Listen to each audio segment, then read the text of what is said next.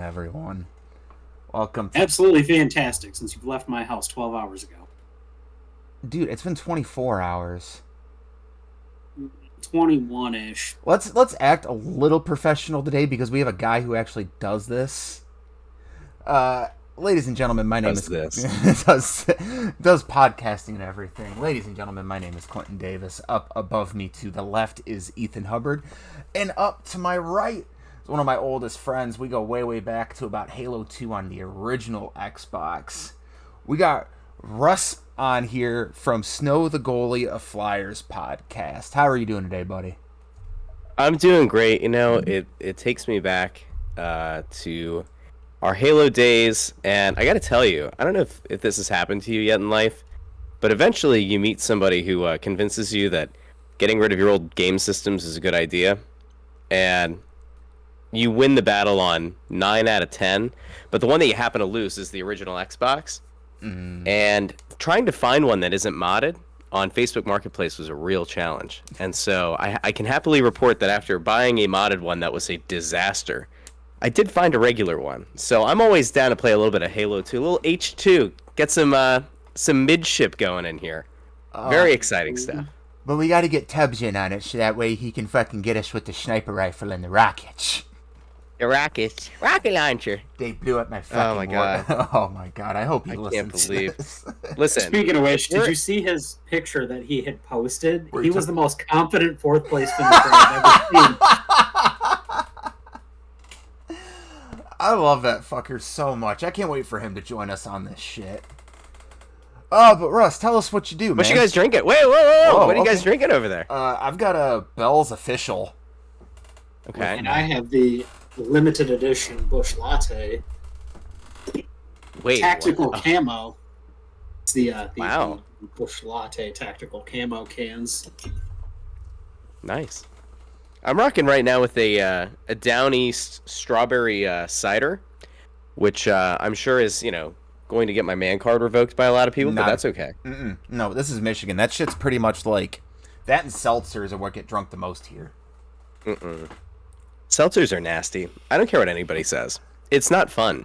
It's really not. Michigan people love White Claw for some reason. Like, when that shit initially came out, you couldn't find it anywhere. It's the same thing like... That was the deal with Pennsylvania, too. Like, White Claw was a big hit. It's still... But I just never understood it. I'm not like a seltzer fan anyway, though, so I mean, I guess I'm not really the most reliable narrator on this one, but like, I don't get the appeal. I just don't understand. There are so many things with better flavor that actually have flavor, and I don't get it, but fine. To each their own, right? I think it's the whole auspices of the getting white girl wasted, as the kids say these days, and just not feeling like absolute garbage in the morning. But I say they're a whole bunch of rookies, because just down a fifth of tequila like a real savage, get back out there to your 9 to 5 or your shitty retail job. Yeah, but if I do that, I don't get to see my niece anymore. Yeah, that's right. Keep you off the hard stuff there, Chief. Yeah, but Russ, tell us what you do, man. What do I do? Well, I'm actually... I left education. I was a teacher for 9 years. I remember that. And then I did what any teacher in a pandemic shortened another 2 years of pandemic teaching would do. I left teaching.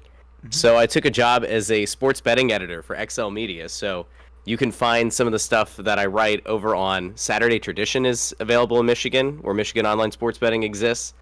Also Bleacher Nation, I guess if you're in Illinois. And you like Chicago teams, it's probably your jam. But I oversee or work on content for 13 sites in 11 markets.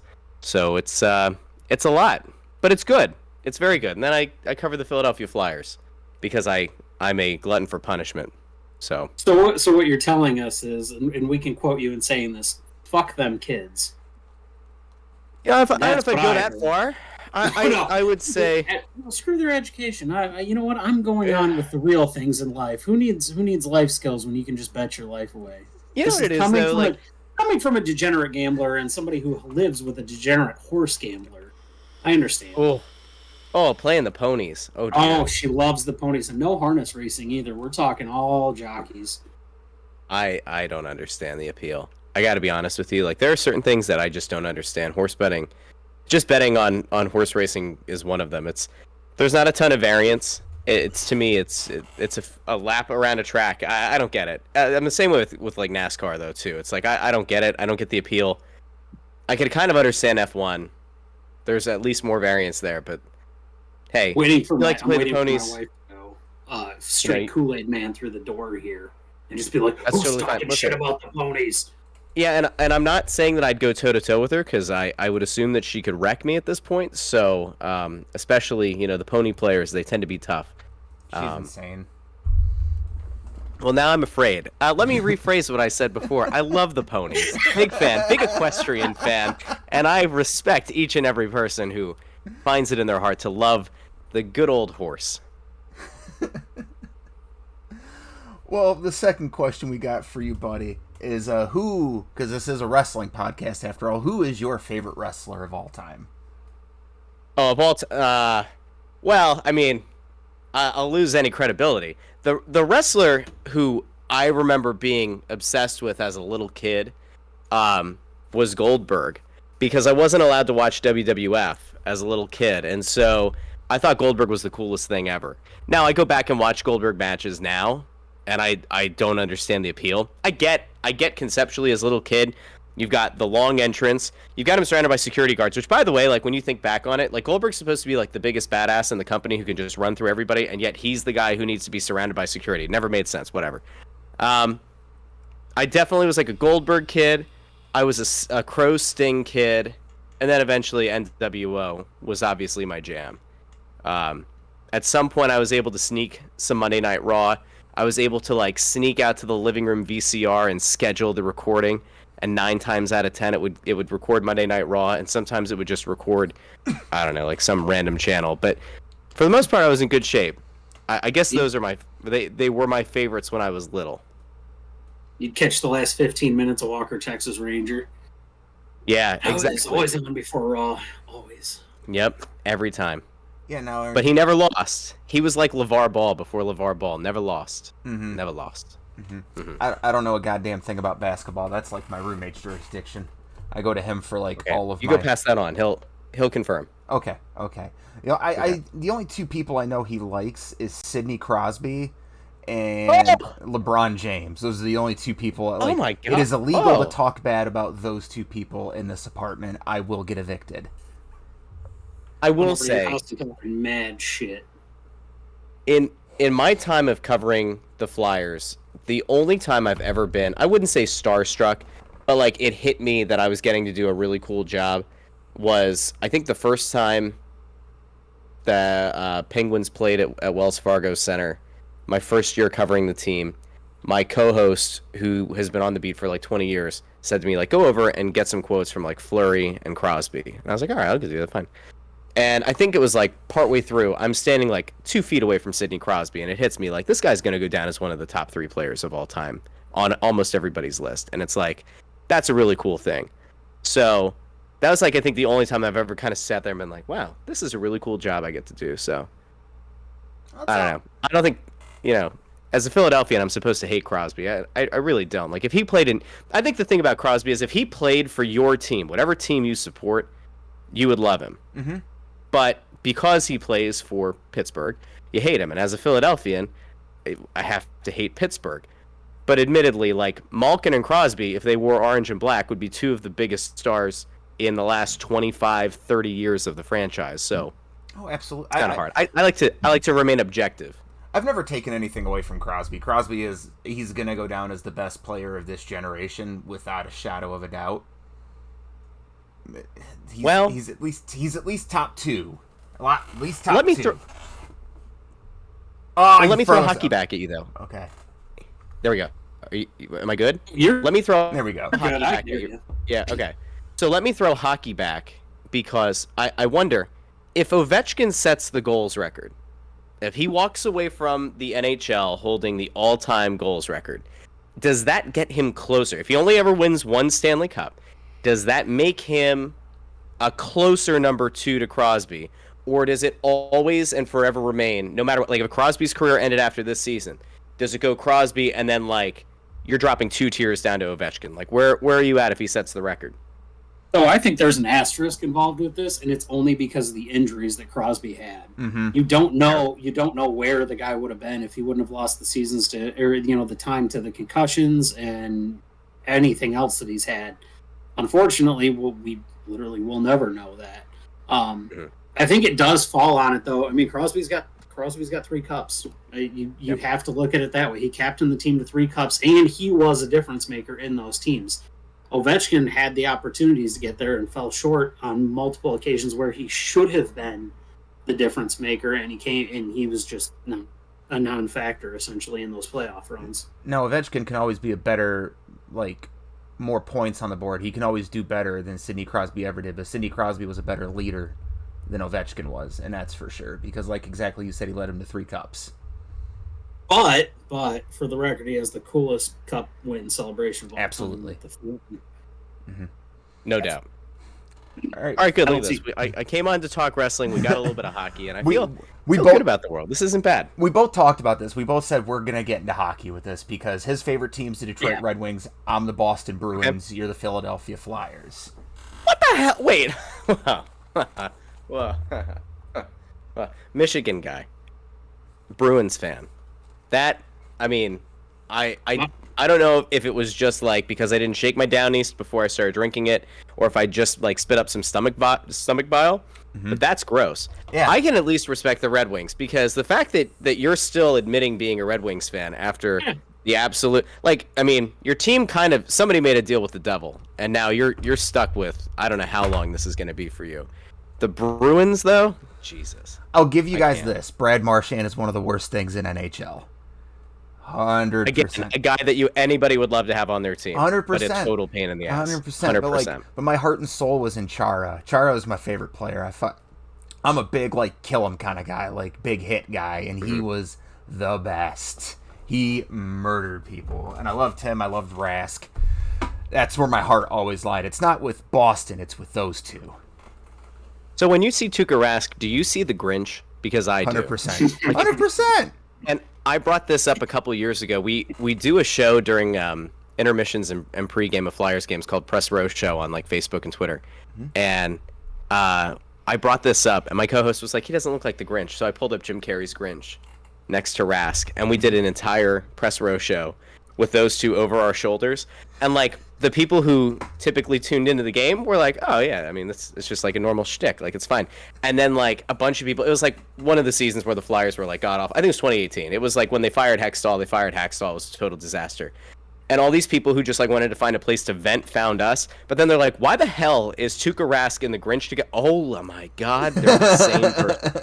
It's great. The part where he smiles and his hair parts in the animated one. That is 100%. That is what's going on. And no, we did make a deal with the devil. The devil's name was Ken Holland, and now Oilers fans are really seeing how that pays off. Dude is great in a non-salary cap era, which was mostly not him. It was Jimmy Devellano that handled all that stuff, and Ken Holland was just a face for it. But we're looking 2 years out. I think there's a backdoor into the playoffs this year, depending on how Raymond and Bergeron play. But possible 2 years out from a 6th through an 8th seed. I mean, half the league makes the playoffs. It's kind of difficult to not.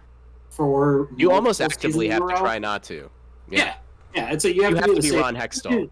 You have to be the Buffalo Sabres. That's at this point with the Wings. There could be 9 teams in the division, and they still wouldn't place in the Cup. But anyways, we're getting sidetracked. Wrestling podcast. We're talking about hockey. We'll get back to hockey. I love hijacking shows. This is good. I fucking love hockey. I'm so excited for hockey season. It's almost here. The third and final question we're going to ask every single guest when they come on here. What's your favorite fast food franchise? Ooh. We're not talking about the most easily accessible, right? Nope. It could be like I said, Braze. That's only in 2 places in Michigan. I was gonna say I'm gonna upset you by saying I have no idea what that is. Yeah. 100%. What was your response? What's your response? Mine? Oh, yeah. Dear God. I'm a pleb. Probably Taco Bell, just for the accessibility. And yeah. my You know wife what? doesn't eat Mexican, so. So, boy, I mean, this is kind of cheating, right? Like if you say Taco Bell, KFC because so many franchises are together, that's you got them cheating. in Michigan, man. You can call it. That's hard to go against. I have to say, like, there is something about Shake Shack that is like such a guilty pleasure that like I might go Shake Shack, and I haven't had Shake Shack since pre-COVID, I think, because most of the ones that were around us were like shut down or had like wonky service. Man, Shake Shack has so many things going for it. That's I think that might be. I think that one might be the pick. It's hard though, man. Like I'm lucky in a sense that like I'm so close to so many fast food joints that like our kids love Chick-fil-A. We have Popeyes nearby. Like we have most of I think what anybody would consider to be like the staples. And the then we started Alabaster branching Fortress. off. Who what? Shut up. So the Alabaster Fortress. It's White Castle. White Castle, but You know, I think the closest one's in Jersey. I don't even think we have any even in Southeast PA. Is that the one that Harold and Kumar went to? Because they were in Jersey. I think it might be. That's fair. No, like if I could be frank with you, if we actually had it accessible here in Michigan, my favorite Hardy brother, Carl, would probably be my favorite fast food. Carl's joint. Jr.? Yeah, I fucking anytime we go to Ohio, I love Carl's Jr. There's a Hardee's 30 minutes from here. No, there's not. Yes, there is. There's a Hardee's in Milan. Oh yeah. They just opened. That's not fast. I'm still like I might as well go to Texas Roadhouse and eat a steak at that point because by the time I drive there and get it back. If you go to the West, Texas Roadhouse has some pretty solid stuff too. Yeah. The funny thing is we did a road trip down to Outer Banks for the summer. It was our first family trip ever, and it was insanity, but it worked out. But I've never seen so many Hardee's as on the path down to North Carolina. Like I swear, it was like if near me is Dunkin' and Starbucks, like that's if you go down like I don't know, say a 15-mile stretch around where I live, it's like a Dunkin' or a Starbucks or a Wawa. It's like the holy trinity of coffee somewhere near you. But as you start to get like down, I guess closer to, I was going through Delaware, I guess into Virginia and then into North Carolina, it just felt like every exit there was a Hardee's. And then it was like you're driving through towns and it's like there's two Hardee's, like they're 2 blocks away from each other. Like how popular is Hardee's? Why do so many people want a Hardee's? Like, have you ever heard? I don't get it. Have you ever heard the Waffle House thing, where like Waffle Houses will open up a Waffle House directly across the street from another Waffle House, and it's so that way they can make their motto: "You never have to turn left into a Waffle House." Stop. I'm dead serious. There are certain like states that have Waffle Houses directly across the street from them.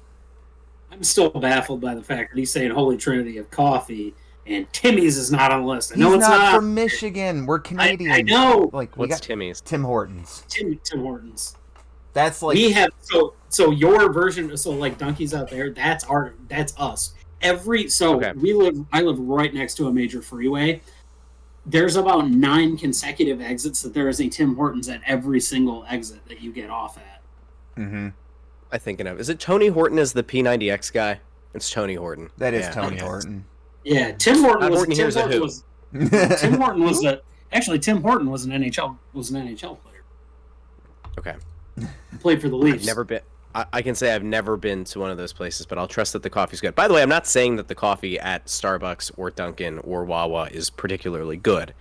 Just noting that to the people in this area, that's what they revere. No, in Michigan, my favorite is Speedway coffee. Well, in Michigan, like in Michigan, the gas station? Speedway? Yes, Speedway gas station. That's where I go for my hot good? chocolate. Yeah. Oh yeah, it's so bad it's good. See, the thing is, like around here, I get in arguments with people because Wawa is like the altar that people in this area pray to. I don't understand. I've never understood it. And I grew up in the coal region of Pennsylvania, so like north central sort of Pennsylvania. So we had Sheetz, which I guess is like the Pittsburgh thing, where everything is fried. And you cannot have a nuanced discussion with anybody that includes saying, well, Sheetz and Wawa both do things well. They do. Like, they could theoretically coexist in the same ecosystem, and people would be happy. Like, you could go over to Sheetz, and you can get French fries on any sub or hoagie or whatever the hell you want to call it. You can get, like, fried stuff just on top of your sandwich, and that's great. And then you can go over to Wawa and you can get like coffee and like a decent breakfast burrito and Sizzlies, and like things are great. But I'm like one of the only people who's lived in one area, moved to another area, and can appreciate both. But most people, it's like the Bloods and the Crips. Oh yeah, yeah. We've got those. What is it? Philly sounds it's awful. like speedways and Circle K's around here. Yeah, we got a lot. We of have those. a Speedway near us. I've honestly never gone in to try anything. Try the coffee. It's not bad. Okay. All right. The next time I go that way, I'll stop at Speedway. Especially for a 99-cent cup of Joe, like that's a pretty damn good cup of coffee. Do you guys have a thing called rudders out there? We have Dutch rudders. Shut up. No, I've never seen a rudders out here. Okay. Ethan, you fuck. They started like spreading down this way too, and I'm very thrown off by it. I can't. Anyway, so we're not a drive-through state. So everything that comes to us comes late. So just because the only thing you drive through Michigan to get to is more Michigan. Mm-hmm. Like you just go north. Just oh highways. shit, we went across a bridge. What's this? Wisconsin? Nope. Upper Peninsula. Get fucked. So. Youpers. All right. Yeah. All right. Youpers. All right, boys.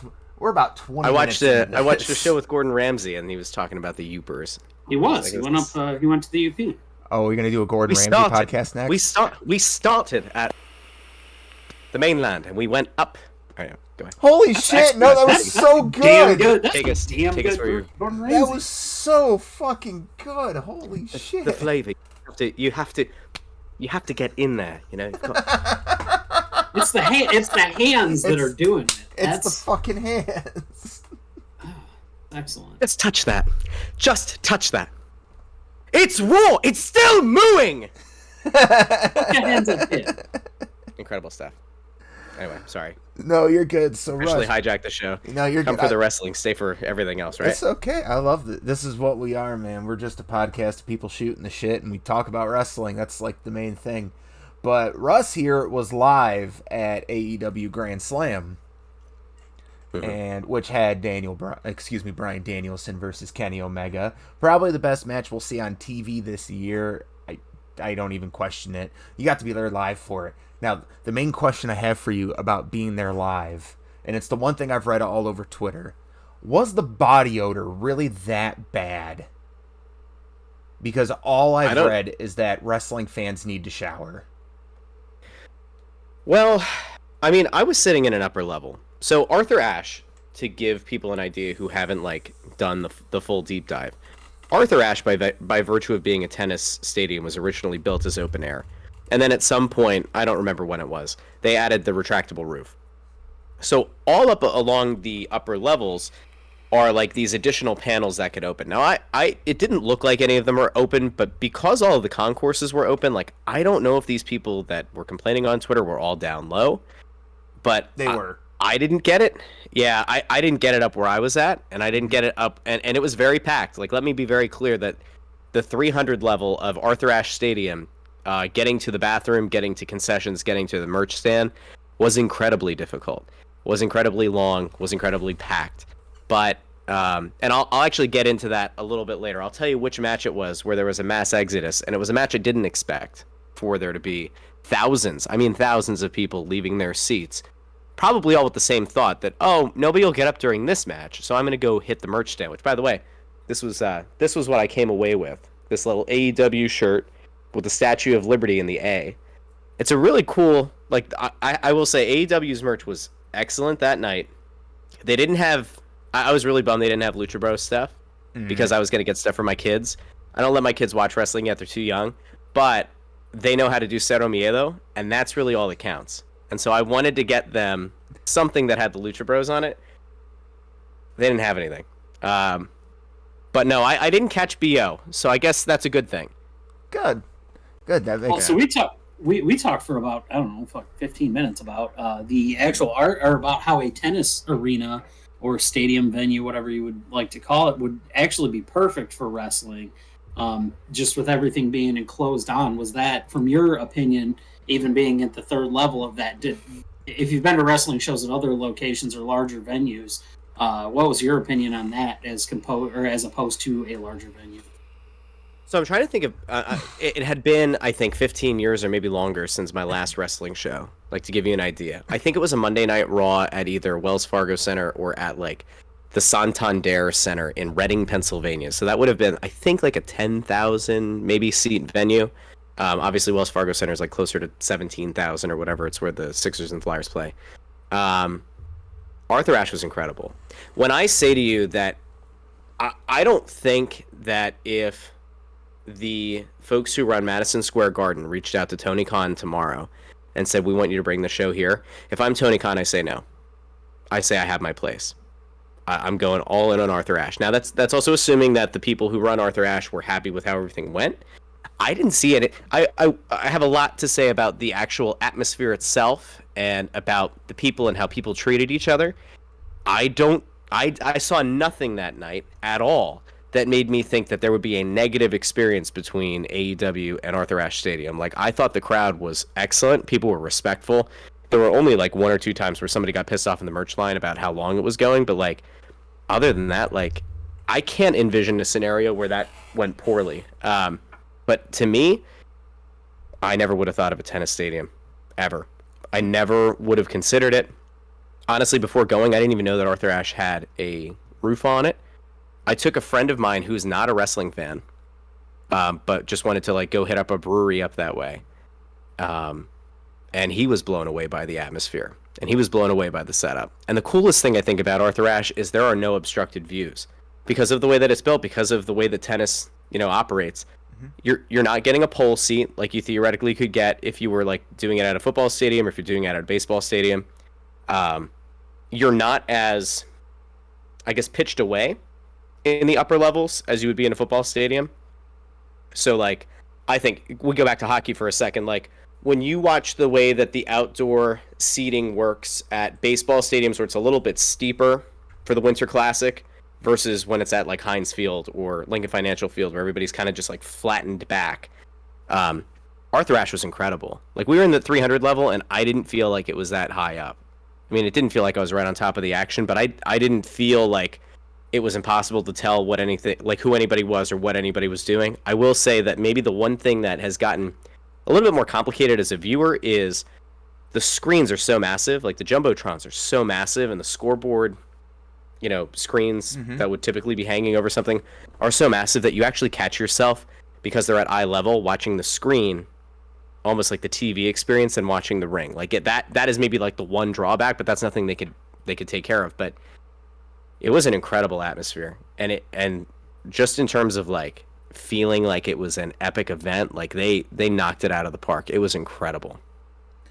Well, you did bring up, they shouldn't do Madison Square Garden, and I'm actually going to agree with you because I have the statistics here from the show at Arthur Ashe, and the attendance at AEW Grand Slam is officially 20,177 fans, which means AEW becomes the first non-WWE wrestling promotion since 1999 to host an event of this size, while also becoming the first company outside of WWE to generate 1 million or more in ticket sales alone. They are 100% going to make that place their New York home. Not even a question. It was like just like from watching it on TV, I've never been so jealous of a crowd. Like, maybe outside of CM Punk 2011 in fucking Chicago, I've never been more jealous of a crowd in my life. The neat thing is, and I think what differentiates it in such a positive way from MSG is like, MSG is effectively a train station, right? Like, that is one positive, I guess, if you're thinking of mass transit, is like you really could take it right into the bowels of the stadium or the arena, and it's fine. And like, there's a lot of history there, and that's great. But like Arthur Ashe, right? We parked what was, I think, like 0.4 miles away. Didn't feel very far. Everybody's parking up on like little parts of the park and like underneath bridges and stuff. At no point did I feel like I was going to get mugged. At no point did I feel like I was going to get robbed. You've got families walking in. You've got like when I say it was the most diverse crowd, I know it's New York City and there's a ton of diversity, but like, you have to assume that not everybody there is from New York City. I certainly was not. I drove 2.5 hours to go see the show.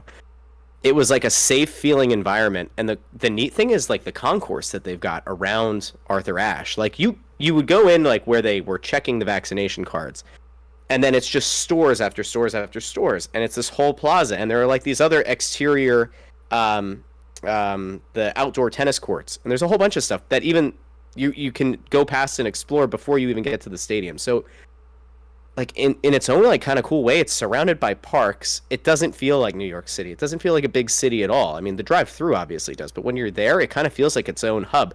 I could totally envision a scenario where the next time they go is in the summer and they take advantage of like some of the park area and they almost do like a big event, or even in like the concourse, that area outside of the stadium that was like just past the vaccination point. I could totally see them doing like convention stuff there and crushing it. I mean, you could do a million things outdoors there. I mean, even if like regulations are what they are, like you could do a ton of stuff out there and do it safely, or as safe as I guess anybody would consider going to. But it's a really cool place. Like I'd totally recommend going to it. And if and when they go back, which they should, like I will certainly do everything I can to get a ticket again. Well, no, that's great to that's great to hear. A lot of people have that misconception that New York is still like it was in the 70s and the 80s. You're going to get capped by David Berkowitz as you're walking down the street, and it's far from that. That city's changed so much in really 20, 25 years that it's cool to hear that. It's cool to hear that had the more, more local, smaller feeling vibe to it. And yeah, it's great to hear families going to stuff too. Like not just it's a lot of people misconstrue AEW as like the hardcore fanboys are going to go to the thing, but if you see the kids in the audience and whatnot, that's one of the coolest things to me. So I didn't see a ton of really little kids. Like I think the most jarring thing I saw was like a 1.5-year-old at 10:30 with like a family like standing at the merch stand, and I'm like, there are so many things here that as a parent I'm just like no, and I'm not judgmental, but I'm like oh no, this is not like this is so not oh no. But when you talk about the misconception of the fanboys, the first thing that popped into my head when I sat down and I just took a look around, and my buddy, again, not a wrestling fan, he was really more observant of the atmosphere. I thought about the Dan Lambert thing that they're doing right now, and about, all of the single incels, like living in their basement or living in their parents' basements that, are 700 pounds or whatever. And it's like, you look around that crowd and like a Dan Lambert promo wouldn't have hit there, because you would look around and just say like, this isn't even close to being on point. Now maybe there were markets, like maybe when they were in Milwaukee, everybody looked a little bit more similar, or maybe fit that narrative. But at Arthur Ashe, like it was such a wild cross section of humanity in the best way, where you actually kind of felt like, I think it's one thing when you're watching it on TV or you're gauging the social media interaction, but like to actually get to feel what that is really like, and the people that it's connecting with, and like how that manifests itself with such a wide swath of people, it was really cool. And it almost makes you feel like you're part of the revolution, brother.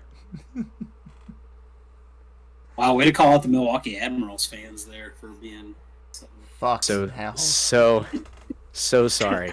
just go deep digs on ECHL teams and see what happens. Like it's just like, as a wrestling fan, because like I'm pretty much a wrestling fan on Twitter, which is like a cesspool of negativity and shit. So it's just nice to just sit here and hear about wholesome shit like all this. Like, yeah, everyone just looked like they were having a good time, and like there were not a lot of little kids there, but there were definitely kids there with their parents, maybe attending their first wrestling show there. But for the love of God, I've known this guy for like 15 years and I've never met him. But the way he describes this, because the rumor is that they're making this a yearly event at Arthur Ashe, and if that's the case, bud, I'll see you in 2022, 100%. That's the date, pal. Yeah, that's great. I'll bring tubs. There you go.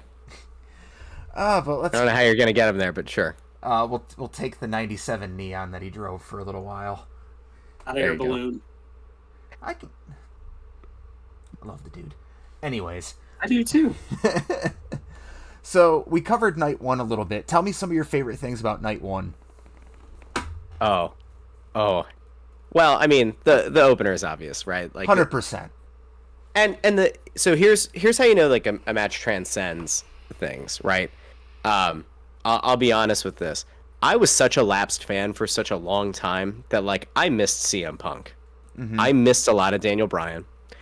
I think I got out around 2007, 2008.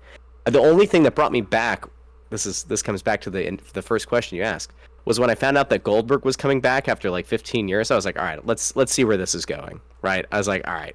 So in theory, like the McMahon thinking of having those legends come back, like sometimes it does connect, right? Yeah. Because it brought me back, at least tangentially. But like that match was really good. And my buddy, again, not the wrestling fan, we get 15 minutes in, he's like, this is really good. Mm-hmm. Like the drama of it is really good. The facial expressions are really good. Like the storytelling within the match is really good. Now I will admit, I knew right away it was going to be a draw. Mm-hmm. There was no doubt in my mind. Because the second that Justin Roberts announced that it was a 30-minute time limit, to me it was a foregone conclusion. Now the thing that I thought maybe there was like a slight chance was that we'd get to like 29 minutes and 58 seconds and like 3 hits, right? Mm-hmm. But the thing that was interesting about it was it didn't really seem like that many people cared in the moment. Like we would hear the 15 minutes or the 10 minutes or the 5-minute countdown, and then there was like a nervous energy at like the 5-minute mark that, oh no, is this really gonna go? Are they gonna do a draw? Like it started to kind of hit people, and people were obviously like upset right after it happened. But then like you get a couple minutes out, you're getting ready for Punk to come out, you're pretty emotionally drained, and then it's just a lot of people looking at each other going, yeah, it makes sense in story why they would go to a draw. Like it definitely does. The thing I said to my buddy was like, the reason that you lead with that match, one, is because you're trying to pop a big rating to start. But the other thing is you want to make sure that if something goes long, or if multiple segments go long in the show, that you're not cutting one of the other matches, or you're not, massively cutting into another match to try to let these guys go their full 30. At least if you're leading the card with it, you can make that as long as you want it to be. You can let them go the legitimate 30 and not stop them at 24 and say it was 30, Mm-hmm. So that was a cool match. But my favorite moment from night one, as much as I got really excited to see Sting, my favorite moment was Malachi Black. Because if you ask me who's your favorite wrestler right now, it is without question Malachi Black. And it's not close. People can have their Punk because they loved Punk, and I think Punk is really great on the mic, and I think that when Punk inevitably turns heel, it's going to be really fun.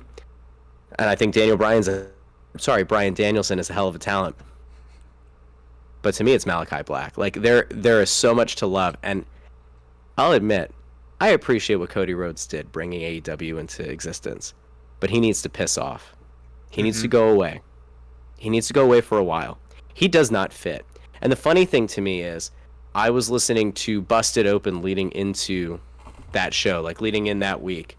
And they were talking all about the Cody Rhodes Malachi Black saga, and they were talking about the way that they seem to be perceived.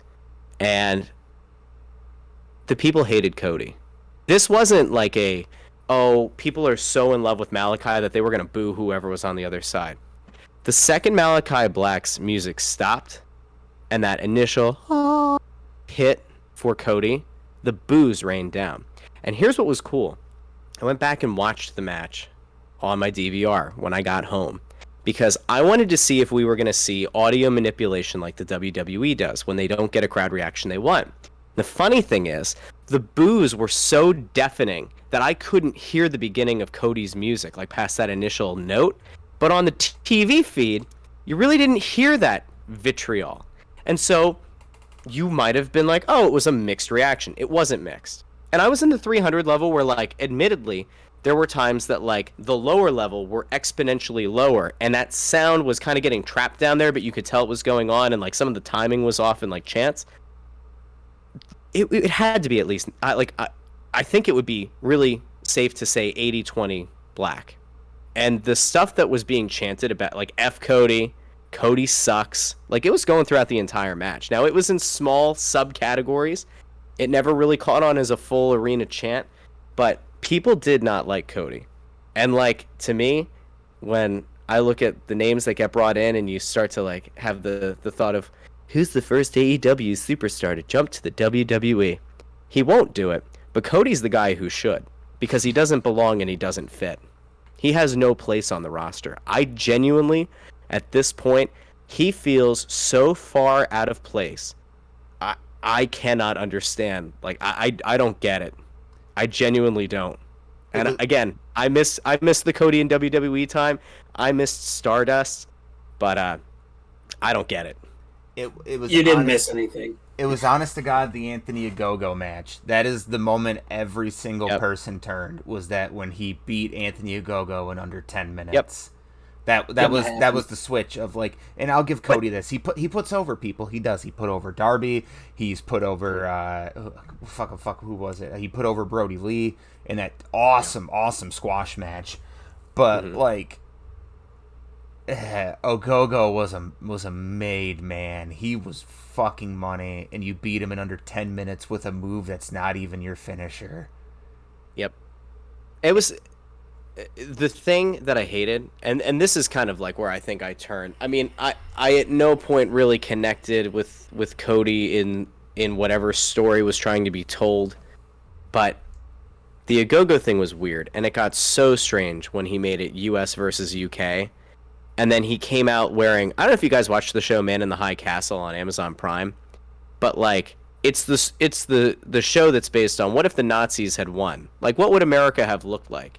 And so you have all of these like generals who are wearing, you know, like a cross between like the Nazi regalia and American military uniforms, and you're seeing like the flag with the swastika.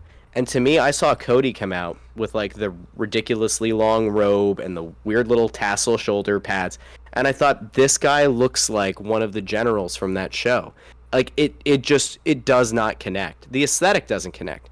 The fact that this guy comes out of the floor in like the most over the top regalia filled entrance is gross to me. Like there's such my phrase around him is just cognitive disconnect. What he thinks he's presenting and what he presents himself as are so far apart. He's the guy who smashed the throne of Triple H, and yet he's booked himself to be Triple H. He's the golden boy of the company who tries to pitch himself as an everyman, and yet I'm getting ads forced down my throat about his reality show I don't care about. He's the guy who has his own cute little entrance thing out of the middle. He's the guy who's always wearing a suit. He doesn't fit. It doesn't make sense. He's Homelander. He's literally portraying the character of Homelander from The Boys. Like that's like the outfit and everything. But the worst part about it is that makes sense. I don't think he knows he's doing that. That's a real question. Has the connection. I think he just is going for a character, and he truly believes what he believes.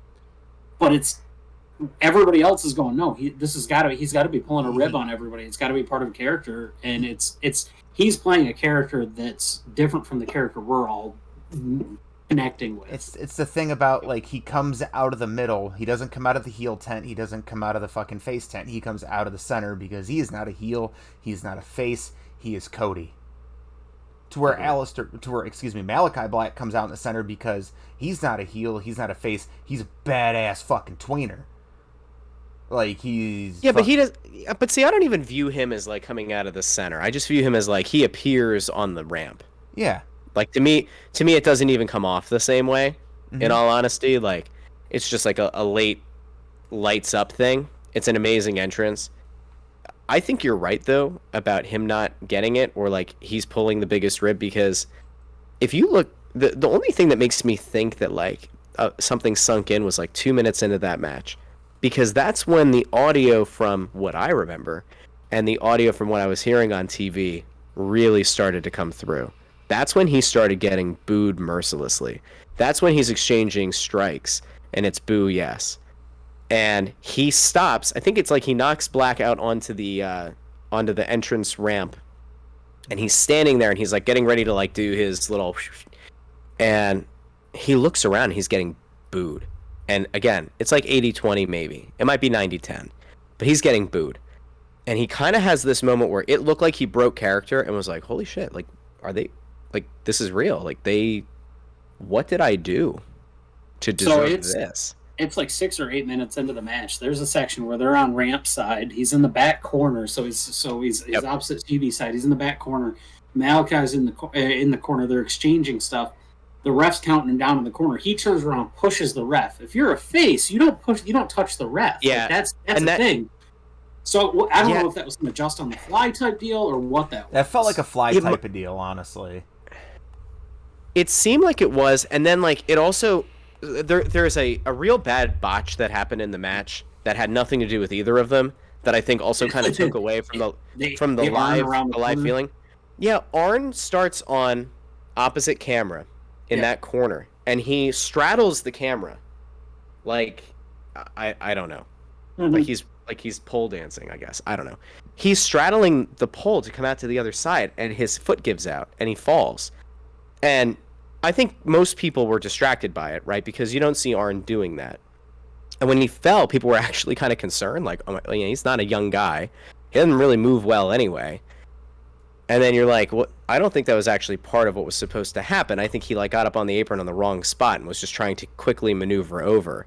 And then you can see there's like a momentary pause. They did like a little camera switch to kind of get off of like Cody being like, what the hell just happened? And then like they do the Cody bumps into him thing.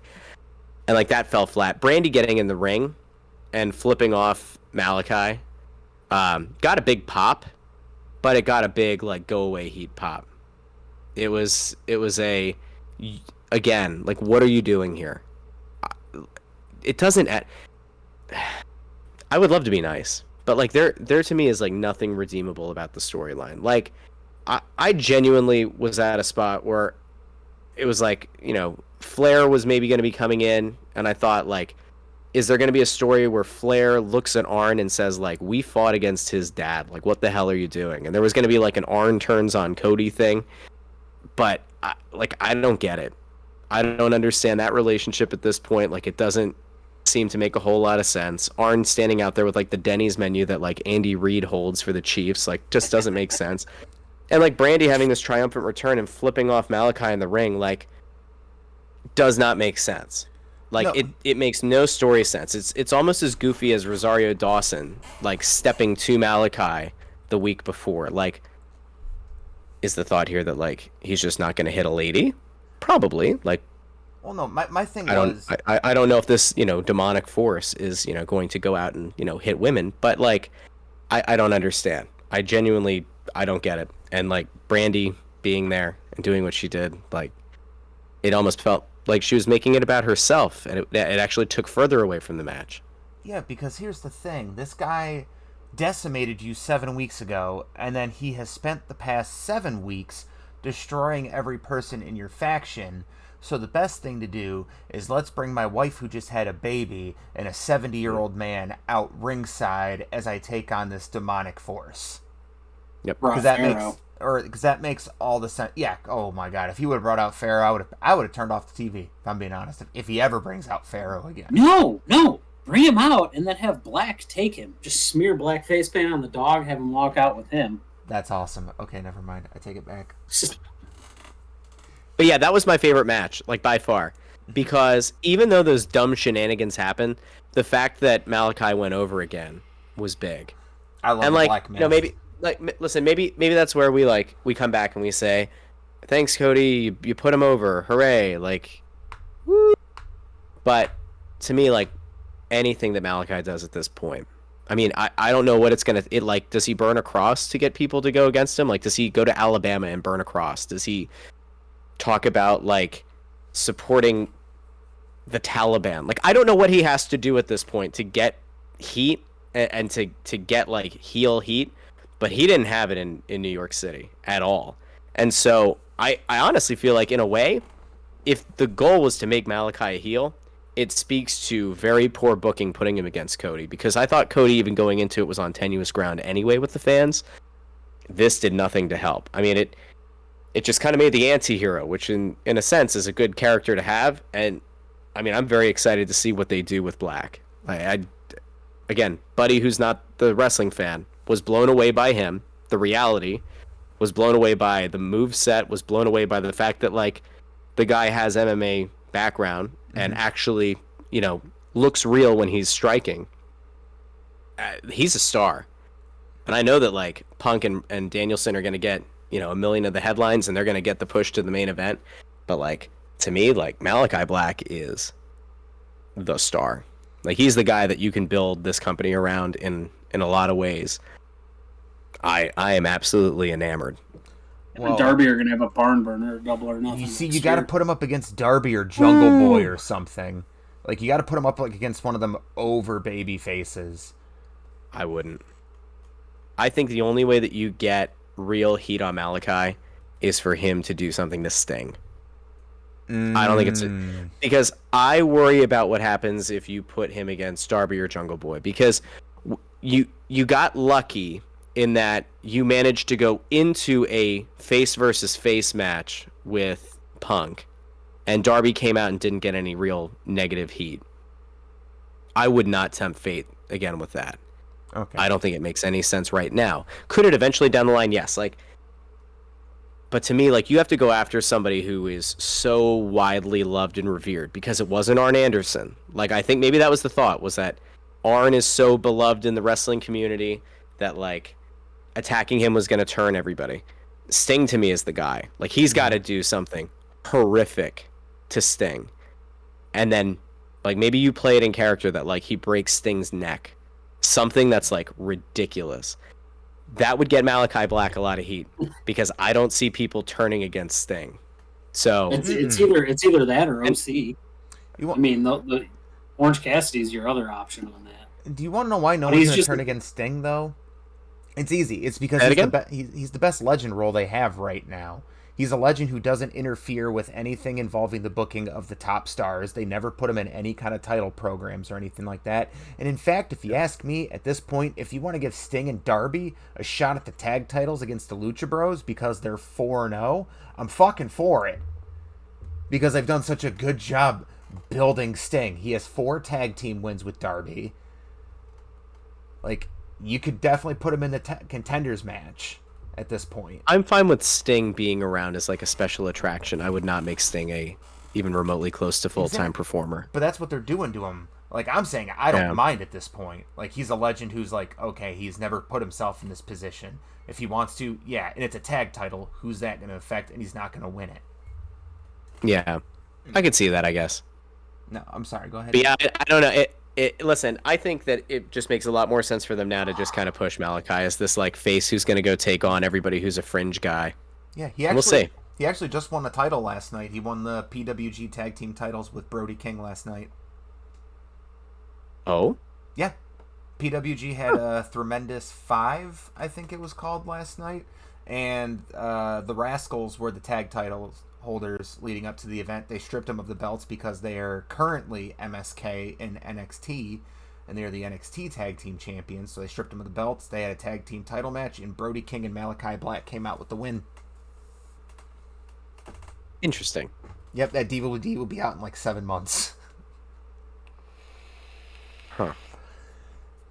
Okay, so you were talking about how hot the crowd was for Bryan and Punk. And the one thing we talked about last week was how dead the crowd sounded for the beginning of MJF versus Pillman Jr. Yeah. Like, on TV, it sounded like crickets, honestly, for the first 8 minutes. Yeah, I mean, there's your downside to starting with the banger that you did, is the recovery, which was why it made sense. Again, like, you have CM Punk follow it, because people are going to be excited to see CM Punk. You're not emotionally investing in a match. It's going to be 5 minutes long or whatever on the mic. And that maybe lets you recharge your batteries. And again, it keeps people tuned in, because if you're watching Danielson, chances are you also know who CM Punk is, and you're going to stick with it and you're going to watch. The MJF thing is maddening, because Pillman, the whole story with Pillman doesn't make sense. None of it made sense. MJF getting ridiculously, like, nuclear heat leading up to it was totally fine. MJF on the mic was great. Pillman isn't ready. He was not ready for this rivalry. Like, he wasn't ready for this program. I don't think in the ring he's ready for it. On the mic, he's certainly not ready for it. There again, like, if we want to go with this, like, cognitive dissonance thing, like, they were in Cincinnati, and MJF goes after the aunt, goes after the pregnant sister, calls the mom Methany, And Pillman comes out and does that. We don't do that here in the great city of Cincinnati. Coincidentally, where Raw is, you're right? so good at impersonations. Like, look, Ma, I made it. Put down the crack pipe. I'm here. Like, it doesn't make, like, that didn't make sense. If somebody goes after your family like that, you're out there and you're cracking him in the back of the head. And then you deal with Wardlow. Like, you probably get squashed by Wardlow, and that's the thing. It's fine, because Wardlow's amazing, and he's a beefy dude. But, like, this whole thing was, like, just too civil. It wasn't even, like, in the way that you should have put the like, jean jacket on and pulled out the pistol. Like, you go after the... I know it would have been too quick of a switch to go full loose cannon, but, like, just use that as a stepping stone to it, and they did none of that. There was no build towards... He had the promo where he cried, and that was it. Yeah, unless this is going to go super long-term storytelling, where, like, we're going to watch the slow devolving, because MJF's going to still keep making swipes at Pillman's family, but, like, MJF said everything there was to be said. Like, the swallow, like, everything that he said leading up to it is, like, vitriol. And Pillman just played it too straight. He played it too much good guy.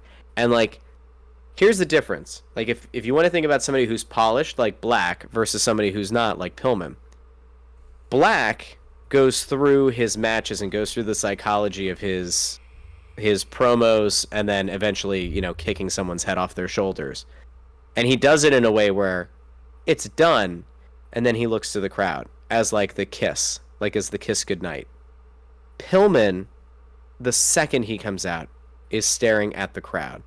And is working for the crowd to give him some kind of feedback. He's not working the match. He's trying to work with the crowd. He's trying to please the crowd. And what the crowd, I think, wanted to see was this dude run out to the ring and just beat the hell out of MJF. Here's the only miss that I thought the show had. I don't know how you have MJF in New York City and you don't give him a mic. Like... Thank you. He's from what, Long Island? Yes. I get the islands confused. But he's always talking about Long Island. We were in Queens. I mean, what a good opportunity to shit all over Queens. And he doesn't have that opportunity. I mean, he could have started there, right? Or he could have finished the match and then got even more heat. And then maybe you have... I mean, you had Kingston Spence, so you couldn't have used him. I guess you really couldn't have used Santana and Ortiz because they were going to be on later. But, like, you could have had a New Yorker come out and try to clear the ring. Get rid of MJF. Like... Conceptually, like, I thought MJF starts the whole thing on the mic. He comes out dressed for the match, and he just starts spewing again, and Pillman runs out and just unloads on him. Mm-hmm. And you got a hot start. Like, yeah, and it didn't work. And yes, the crowd was dead. Like, at that point, the initial match, and maybe this is where we come back to, like, the initial match ending in a draw was so disappointing to so many people, where you kind of felt some of the air come out. I think that would have happened anyway, because you were, like, you physically felt exhausted and emotionally exhausted after it. But there was no way to recover that. And Pillman kind of felt like he was doing a third match on the second hour of Monday Night Raw. Like, it almost felt like filler. And MJF shouldn't be involved in matches that feel like filler. No, it was a palate cleanser. And I just, in my head, I immediately just did some horrible, like, 2020, like, hindsight booking. Yeah.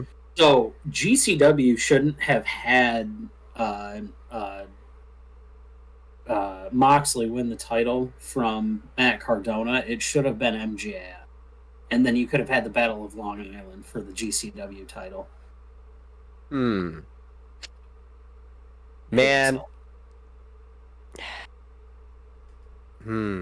Because he's anti everything that GCW stands for too. That's the biggest thing. Like, everybody thought Cardona would be in. Cardona bought into it. He bought into that program and into the deathmatch scene, and I'm gonna be hardcore for it. And MJF, because he used Nick Gage in the Labors of Jericho, was like, yeah, like, you're good for me to use for something, but otherwise you're fucking useless. Get out of here. So yeah, I mean, I think you would have opened yourself up, though, to if MJF had gone for the title, you probably would have had Gage screw him out of it, because MJF shit on him after Gage lost to Jericho. I'd have been fine with that, but yeah, but if I'm MJF though, I don't know if I want to run the risk of Gage killing me or maiming me. That and on a show that's not going to have a massive audience, and I'm certainly not going to get paid near what I'm worth to appear. Right, his character isn't going to allow him to perform in a circus tent either. Yeah. So that's the.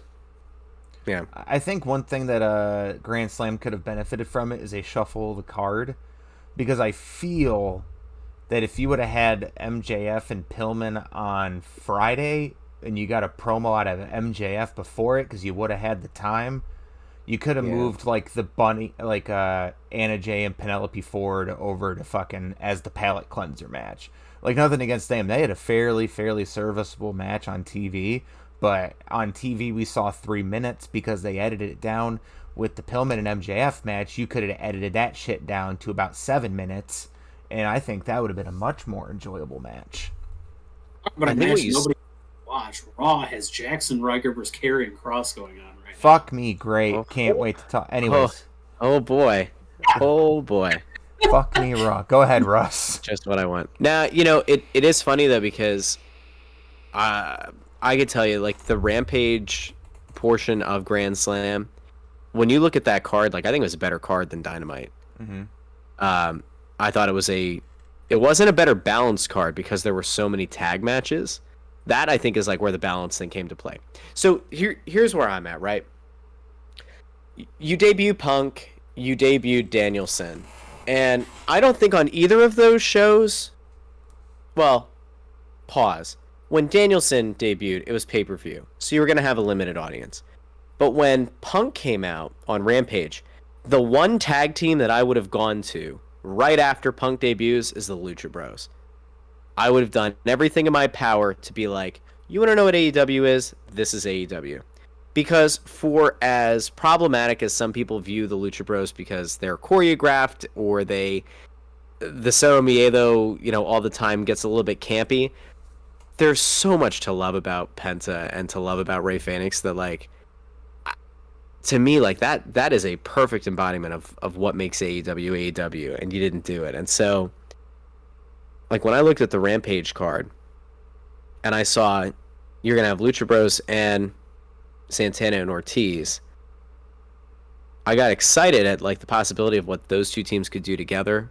But I also kind of selfishly thought to myself, I just kind of wish it had been them. I just wish it had been those two teams head-to-head. In New York. And you could have made that the main event of either show, and it would have been a banger. And I don't want to say it was mismanaged, but it's just like all those tag matches on Rampage, like, everything bled together. And I guess that gets me to the match that the crowd emptied out. Do you want to take a guess? Is it a Rampage match or a Dynamite match? It was a Rampage match. It was a mass exodus. Was it the Punk match? Was it? That's your prediction. Was it Punk and Powerhouse Hobbs? What's your prediction?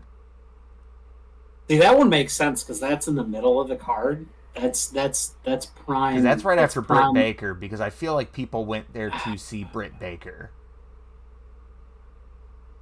And, like, as much as I love Kingston, I'm with this guy. Well, that's the final of the card. Yeah, like, I don't know. I'm gonna have to say it because it's the only one that makes sense time wise for them to drop out on. Punk and Hobbs. Yeah, and it just feels like it was a foregone conclusion already. The Punk and Hobbs match was awesome, and that crowd, like, I didn't get to see it, so my DVR didn't pick up the first hour of Rampage, but the crowd was into that match. I actually thought the crowd dipped a lot during the Britt Baker match. I don't think anything could have lived up to the first match. I don't think that was the place to put the women's championship match. I don't think it ended on the best note. The crowd was not as into it as they had been into previous matches. No, the Hobbs and Punk match had a real reaction, and Hobbs is awesome. Mm-hmm. I think Punk and Hook. I think Punk and Hook is your Full Gear match for Punk. Like, have Hook be his debut match, because that whole thing between Hook and Punk, it's fucking money. Hook is money. Is he though? Dude, Hook is money. Go on Twitter and just type in Hook AEW and just look at all the women salivating over him. Yeah, but I think it's Punk and Ricky Starks personally on the paper. Yeah, that's the better match. 100% makes a lot of sense. Or if you want to shelter Hook still and you want to hold him on that, do a handicap match. Starks takes the fall. He doesn't look like shit taking the fall, and because it's a handicap match, there's no reason for the FTW title to be on the line. I thought for a second you were going to say Hook and Taz. Yes. No, fuck that. I don't want to see Taz. Shut up, Ethan. Shut up. Let's talk about Hook and Taz. Yes. All right, so here's the big reveal, guys. The match that I would guess 4,000 people left their seats was Jericho. Oh, I'm not shocked. That. I'm not shocked. It was bad because Judas plays, and as soon as Judas ended, it was as if a band had come out and played the encore, and everybody wanted to go out and beat the traffic as the last note is playing. Mm-hmm. It was really bad. It was, and I thought to myself, people love Jericho. I love Jericho, but I know what this is going to be, and this match is in no way, shape, or form interesting to me on a lot of levels. And I wanted to try to go out and get some merch and then come back for the Lucha Bros match. And so, no. The merch line was the longest I think it was the entire night. The bathroom line was wrapped around. The food, the beer, everything. It was just as if everybody had all decided at the same time, this match isn't worth our time. It was crazy. Absolutely nuts. Oh, a couple of weeks ago we talked about this, and we have just decided, so there is, in 6 months, he has just completely lost it. Jericho can't go anymore. He is, if he wants to be on TV, he literally just has to be the leader of the inner circle and be on the mic or be on commentary.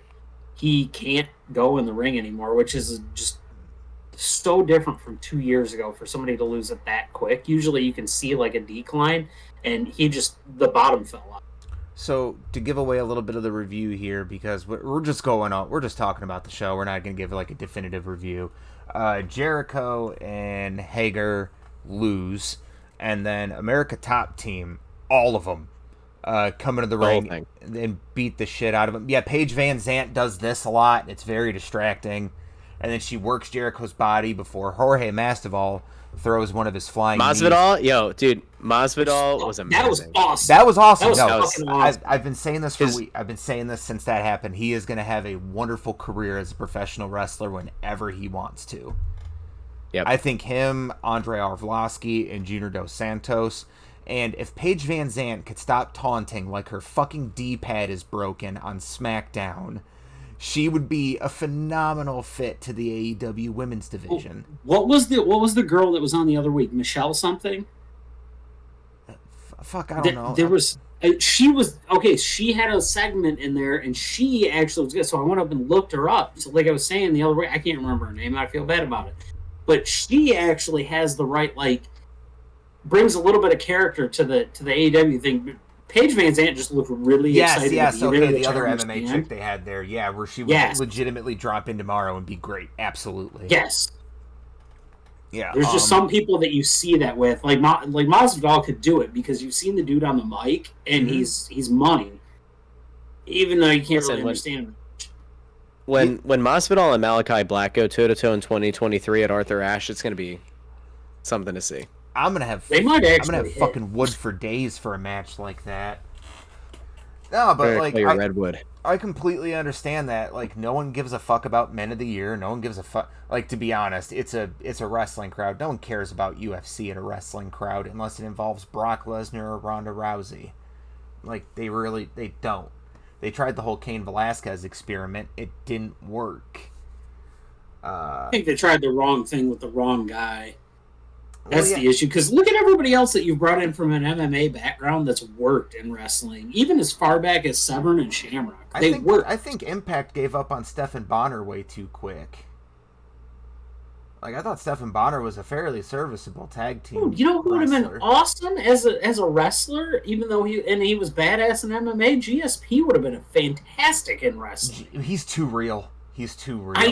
I Yeah, know. but he would have worked great in AEW because of his reality You set. pair him with Jim Cornette, and Oh God, Ethan, I need you to think about these promo battles right now. What if it was GSP versus Eddie Kingston? Just Eddie Kingston ripping into his fucking soul, and then GSP going like, "I'm going to have a wonderful fight with you. I respect you as a fighter." And he's just so polite back, and Kink's just like, "No, fuck you. I will beat the fuck out of you." hold on. Russ brings up a good point. So the Masvidal and Black deal. So you could just have an endless run of Tommy End against literally everybody that comes across MMA style, and it would be believable. I think he would be the guy to bring them in for the matches. He could destroy them in the end in a wrestling capacity, but it wouldn't lose any of their stigma because who did you lose to? You lost to Malachi Black. So you lost to this dude that's like an unstoppable force. But if you held your own with him, all right, well, so what can they do against somebody who Black has already destroyed, who he's already run through? Probably pretty damn good. But keep the title off of Black. Keep him away from a title scene because he doesn't need it. Well, see, here's my thing. I think right now the two wrestlers that are intertwined at this moment for the next year are going to be Hangman Page and Malachi Black. Because what I think is going to happen is we're going to get Bryan Danielson versus Omega at Full Gear, where I think Omega's going to retain. I think Hangman's going to come out at the end of Full Gear. We're going to get that title program at Revolution. It'll give Kenny Omega about a 400-day long reign with the belt. He'll kick out of the One Wing Angel, and Hangman will become the new AEW champion. You give him one pay-per-view title defense, and then I think at All Out 2022, Malachi Black, after being undefeated for an entire year, is going to go after the belt. And he's going to go after Hangman. And I think Hangman, being the anxious millennial cowboy, is someone who can be subjected to someone of a dark side nature. Especially considering Hangman's past. Sure, Hangman can even come up against Bray Wyatt whenever I think he's debuting this Wednesday, from all rumors are saying. in Rochester. Mm-hmm. The hometown of Brody Lee. See, there's a part of me that thought that where this Omega program was going to go was maybe Hangman kicking out. But there's part of me that thought we were going to see Kenny Omega brutalize Hangman after a match. And then Kota Ibushi was going to come out. And that was what was going to turn Kenny back face. Like, he was going to have this moment where he was going to realize that he's become this horrible person. What? No, Ethan was just smacking his forearm against the table because you just said that, and it's our erection motion. Just oh, got it. My keyboard unplugged. I kind of thought I sort of thought that's where this was going to go, to turn Kenny back face. Mm-hmm. And maybe that would be the thing. Like, now that Adam Cole's there, that they were going to keep the Elite together, and Kenny's just going to kind of go off on his own like Cody did. And I don't think it's going to happen now. The fact that Paige's girlfriend, wife, is having a baby, and that he opted to take the time, which is good for him. I mean, it killed that program. Like, I don't know if you guys had the feeling I did, but like his last match where they did the Dark Order was all wearing matching attire, and it was the first time that Hangman wore matching attire, like specific to Dark Order, and they had the empty light for Brody Lee. But that was really cool. That whole entrance, like, I got goosebumps. I got like kind of emotional. I was like, this is awesome. This is great. And then the Elite came out as the Goon Squad, and it kind of killed it. But I was really bummed with where that program ended, because it made all the sense in the world to put the belt on Paige at the last at the last pay-per-view, and I think the birth of a child maybe is like why we see Kenny still have the belt. I don't know how you get Malachi to the main event, but I do worry that, like, because of how good he is and how popular he is, like, if you're Tony Khan, you have to make sure that, like, you're keeping the supernatural aspects, which I don't think have become like a big thing with him. You've got to keep those reined in. And at the same time, you've got to make sure that you don't hotshot him into a main event program like WWE did with Bray Wyatt, with the Fiend character. Mm-hmm. Like, that to me would be the scary thing, is like, you've got this dude who's like kind of dark, kind of frightening in a lot of ways. let's just put the belt on him. Because I think for Malachi Black, like, indifference to the belts and just more of a I'm going to purify this place is a much better storyline. And eventually he'll get to the point where, like, I'd kind of be down to watch Malachi Black take on Miro. Like, both guys undefeated at the, like, next year. You see, Miro's going to lose that belt to Sammy, not this Wednesday, but, like, they're going to push Sammy to the fucking moon, and I think he's going to be the one to stop him. Which I think is fine. But Miro and Malachi both being undefeated for a long stretch would be a really cool match. Actually, I think the logical place to send Malachi next is Daniel Bryan or Bryan Danielson.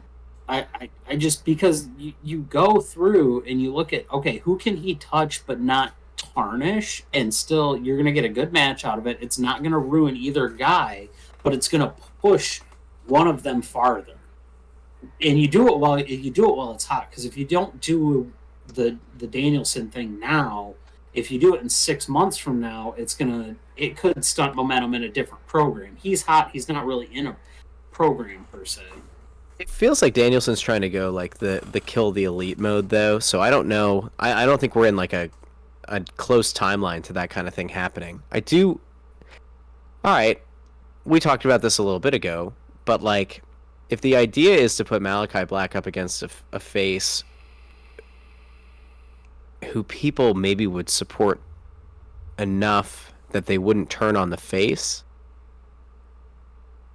Guevara would be an interesting matchup. But you're going to kill Guevara. So, like, if Guevara were to win on Wednesday, which I don't think he should, but if he does, and he holds the belt for, like, 2 weeks, and then Black is like, I'll take this. It'll be fine.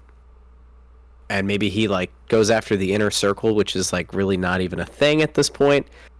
Like, I think Sammy versus Malachi Black is a way to try to get heat on Malachi. I don't think people would turn on Sammy. I think people like Sammy a lot. They do. I think the way that they built up equity with him with Fuego del Sol, like, it makes a lot of sense. He's very over in a good way. He's got the cocky bravado, and he's got the skill in the ring, I think, to kind of really put in a hell of a match. But so let's take this back, and let's say this Cody match was a turning point in Malachi, and they decide, okay, so this is where the character lies. We're going to move this towards more of a face or anti-hero type character. We're not going to push him brashly as a face, but we're going to let the crowd decide this thing. And you harken back to a previous rivalry that he had, or, well, a partnership that he had, and had him face Andrade. Well, you know what you're getting in the match, and it's on a different. Well, you knew what you had in the match. It's on a different scale, so now you actually get to see what these guys get to do when the leash is on. Well, here's the problem. Well, I don't want to cut you off. Here, I'll go quick with this. Here's the problem. The Andrade thing made sense if Flair debuts or had debuted, because people would probably throw some heat on Malachi Black if he kicks Flair's head off his shoulders, where they didn't do it for Arn. Right? Like, now if Flair debuts and Black kicks the head off of Flair's shoulders, all of the flight attendants in America are going to just absolutely lose it. They're all going to buy Malachi Black merch. Man's getting free flights on Delta for the rest of his life. Exactly. He'll get free first class service. It's great. Andrade's been so botched that I don't even know if you could use it in a way where you'd be elevating Andrade. Like, that whole thing, from Vicky Guerrero being the first manager to, like, Chavo showing up the way that he did, to, like, this stupid storyline with Lucha Bros, to, like, the weird, like, in and out of, like, is Pac actually in the country, or, like, what the hell's going on, the stupid, like, every week travel issues, like, they took, and also, like, the fact that Andrade debuts with no music, and, like, it's in Jacksonville, which I think is a horrific venue for this company, and I know that it was, like, the place that they could do it from at Daly's, but, like, I think aesthetically on TV it's not great. I don't think the crowd is ever really that electric.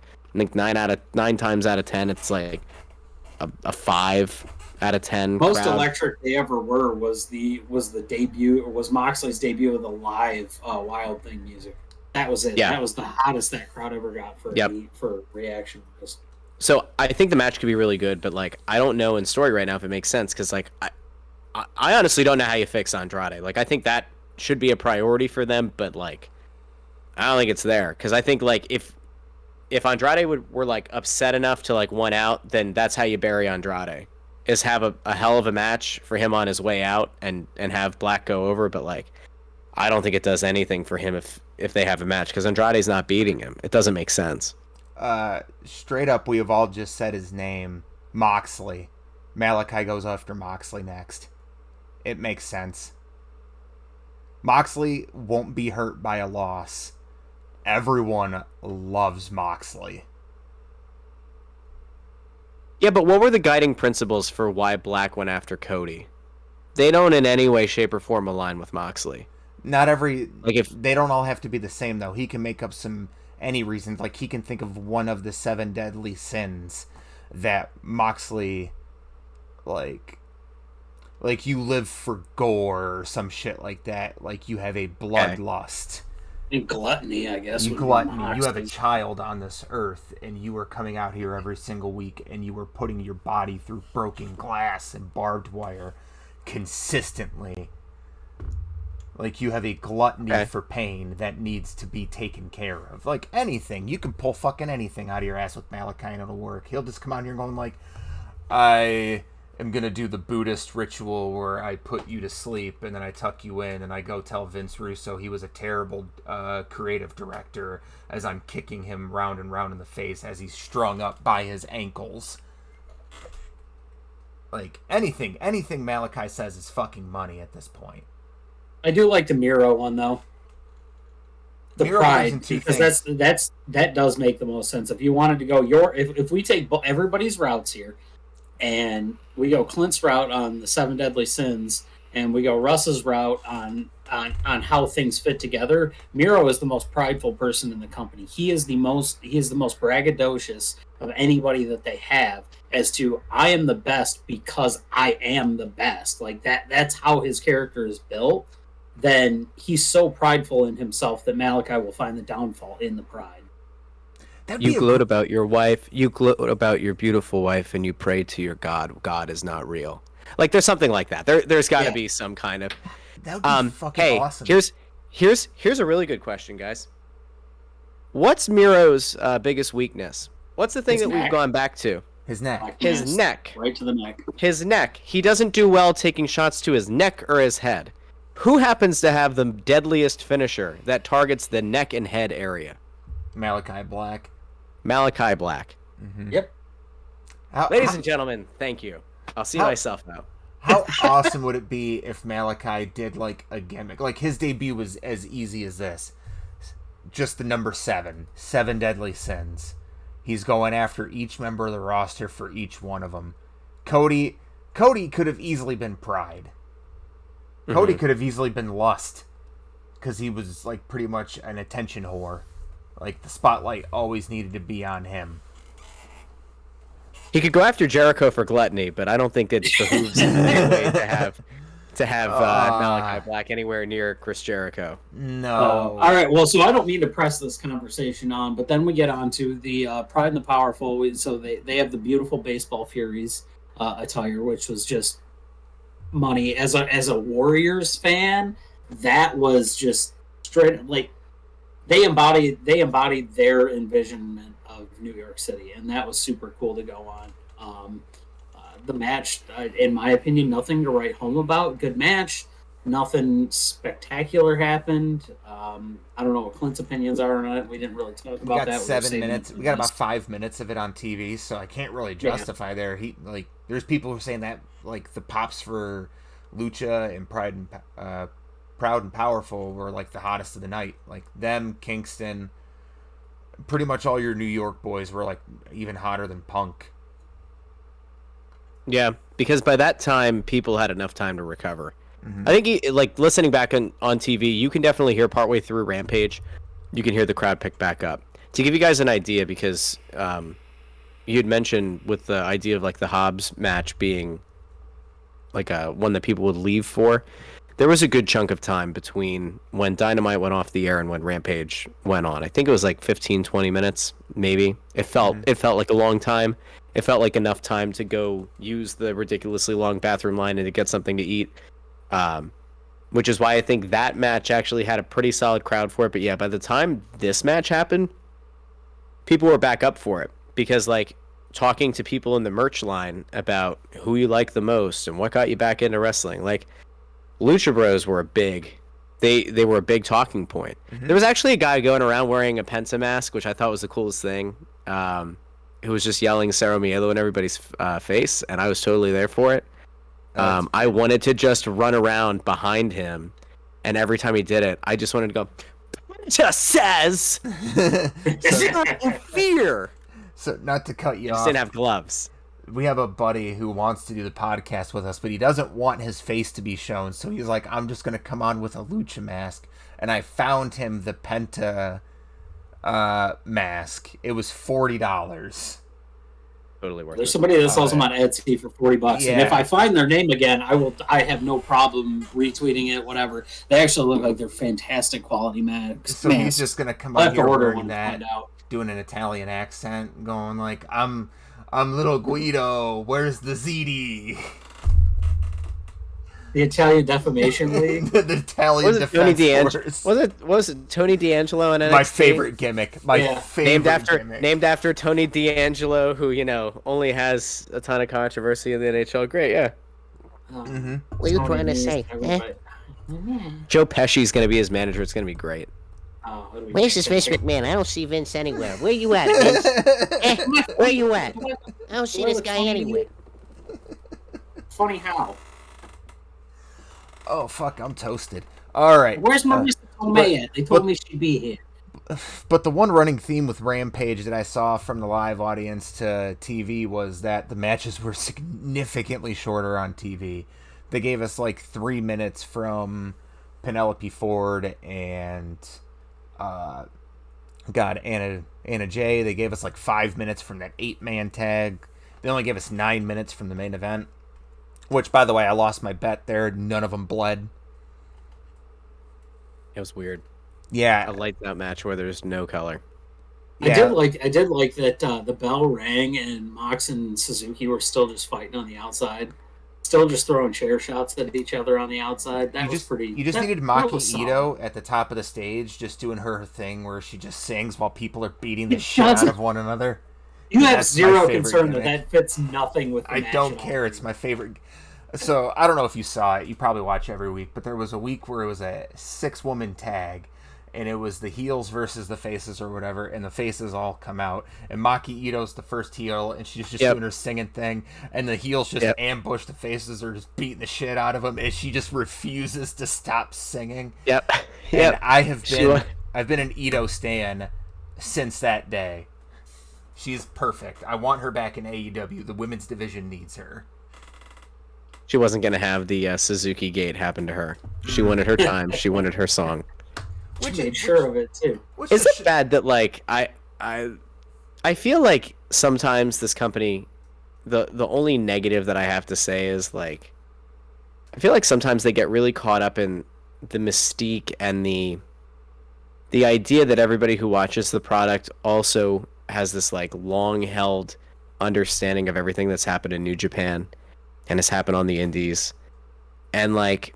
The Suzuki thing didn't connect with me. Like it took me going online and like finding Suzuki matches to understand why people were so excited. Mm-hmm. It took me a while. Like, and I like Lance Archer, and I feel like Lance Archer is like one of the guys who I feel like didn't get the chance that he should have gotten.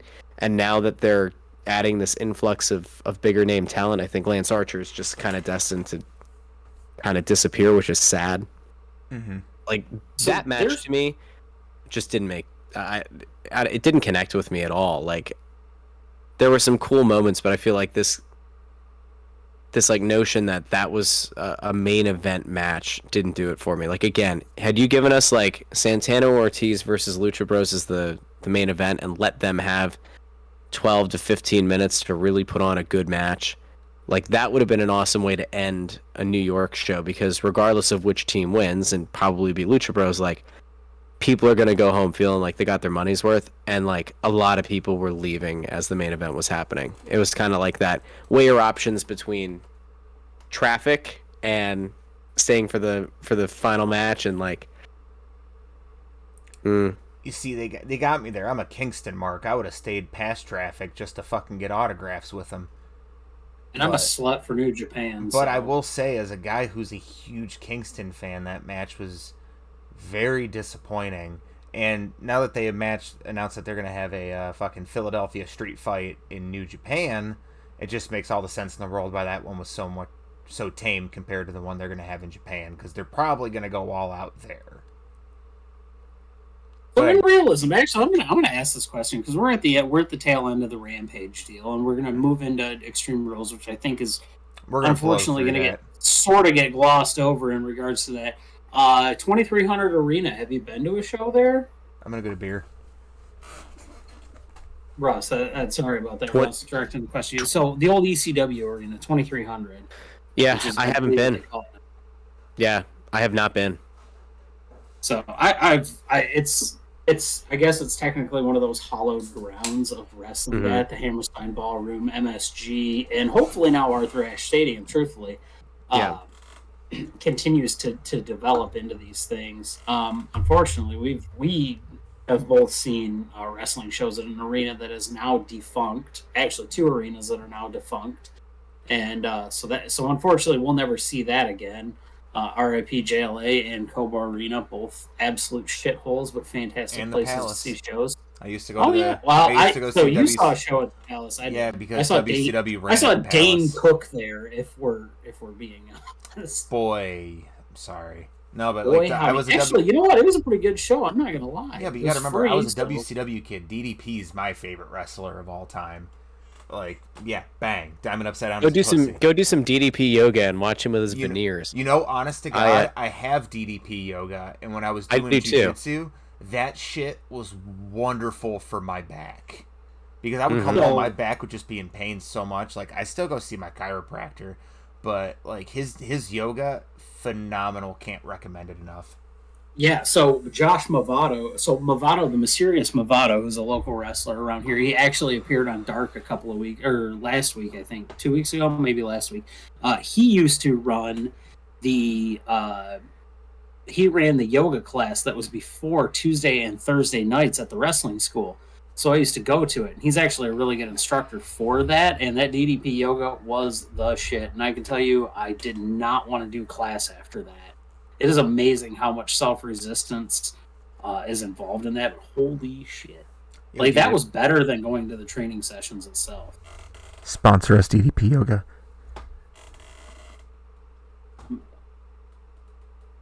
No one can hear a goddamn thing you're saying, Hades. I said, Josh, I'm going to call you. You should come on the show. He probably won't answer my phone because he's probably not going to be. He's going to be like, who are you? The guy from 4 years ago? Yeah.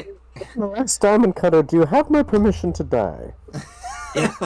So, Russ, your overall thoughts on the show, like on a scale of 1 to 10. What was the best? We already know what your best match was. What was the worst? I guess I'd say the Jericho match because I walked out to go get merch. From watching, and then I went back, and then I went back and I watched it on the DVR, and it was. You were I didn't happy feel like you I walked missed out to anything. get merch? Huh? You were happy that you walked out to get merch? Yeah. And then, like, going back, because that was, I believe, when the hour turned over, so I caught the tail end of the match. I think Hager was beating down on Scorpio, I think. And, I'll pass. I don't think the women's match was great, though. Like, Britt Baker, who I enjoy on the mic, I think still has a ways to go. And she needs to have somebody who can really go with her. Exactly. Yes. Which is why I think that, like, the match with her and Thunder Rosa was so good, is because I think Thunder Rosa in the ring is just so good. Like, I thought that Ruby Soho, like, I have no frame of reference for Ruby Soho, right? I didn't get it. Like, I didn't see Ruby Soho as, like, a legitimate threat to win the title. I didn't feel like there was really much of anything to see in that match that made me think that like Ruby Soho has now like elevated herself to the top 3 in the women's division. Like, I think she's just by virtue of like who she is and the star power she has, like she's probably top 7 in the women's division, and like will probably work her way back into like the main event picture. But like, I honestly think we're building, and I think you have to do it in a steel cage, because I think that's going to be AEW's like Hell in a Cell. Like, this is the blood feud ender, where we'll get Thunder Rosa. Cody does a backflip off the cage. I don't know, man. After that fucking cage match between Lucha Brothers and Young Bucks, that was bloody and gory. Like, that's what I'm looking for. I think they might do Thunder Rosa and Britt Baker in a cage at Revolution. So not full gear. That'd be cool. Yeah, like give it a space in between pay-per-views for a cage match. Because so I got something about this, and I'm not trying to block it in there, but it speaks to the Ruby Soho thing, and other people that are coming over from the other companies, specifically WWE, and a little bit from Impact. Do you think that the workers that are coming over are so used to working such a TV style that's not prevalent in AEW, and that's their downfall? Because I've seen Ruby wrestle as Heidi on the Indies, and it's a different monster. But she spent, 4 years in WWE, and she comes over and wrestles almost in the exact same style. Like, she hasn't quite stepped out of that, I guess, comfort zone into what she's more known for, or what we know her for. What not to like sound elitist or anything, but what I guess hardcore fans have seen her do. The Heidi Lovelace Fair shit. point. Yeah. I just think they get so comfortable with it. It's hard to step out of that shell, and I understand. Well, I think you're getting beaten down where that it's instilled into you, right? It's beaten into you, so it's probably going to take a little bit. Like, I think we could probably also say that like Miro's first couple of matches with AEW weren't anything to write home about either. So I think you're probably onto something.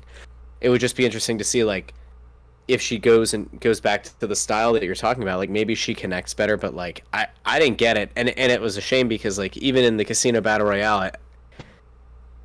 I was rooting for Anna. I wanted Anna to win big time. Her or Tay, or tonight. That was where I was at. I think Clint was similar. He was also for Ruby though, because he's. I love smitten. Rancid. I love Rancid so much.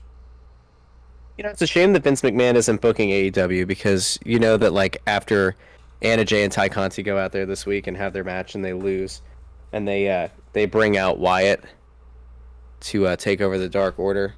Vince would be like, let's call them Wyndham's wenches. Wyndham's wenches. That's some good shit. Be like, all right. Thanks, Vince. Thanks so much. Vince is something fucking special.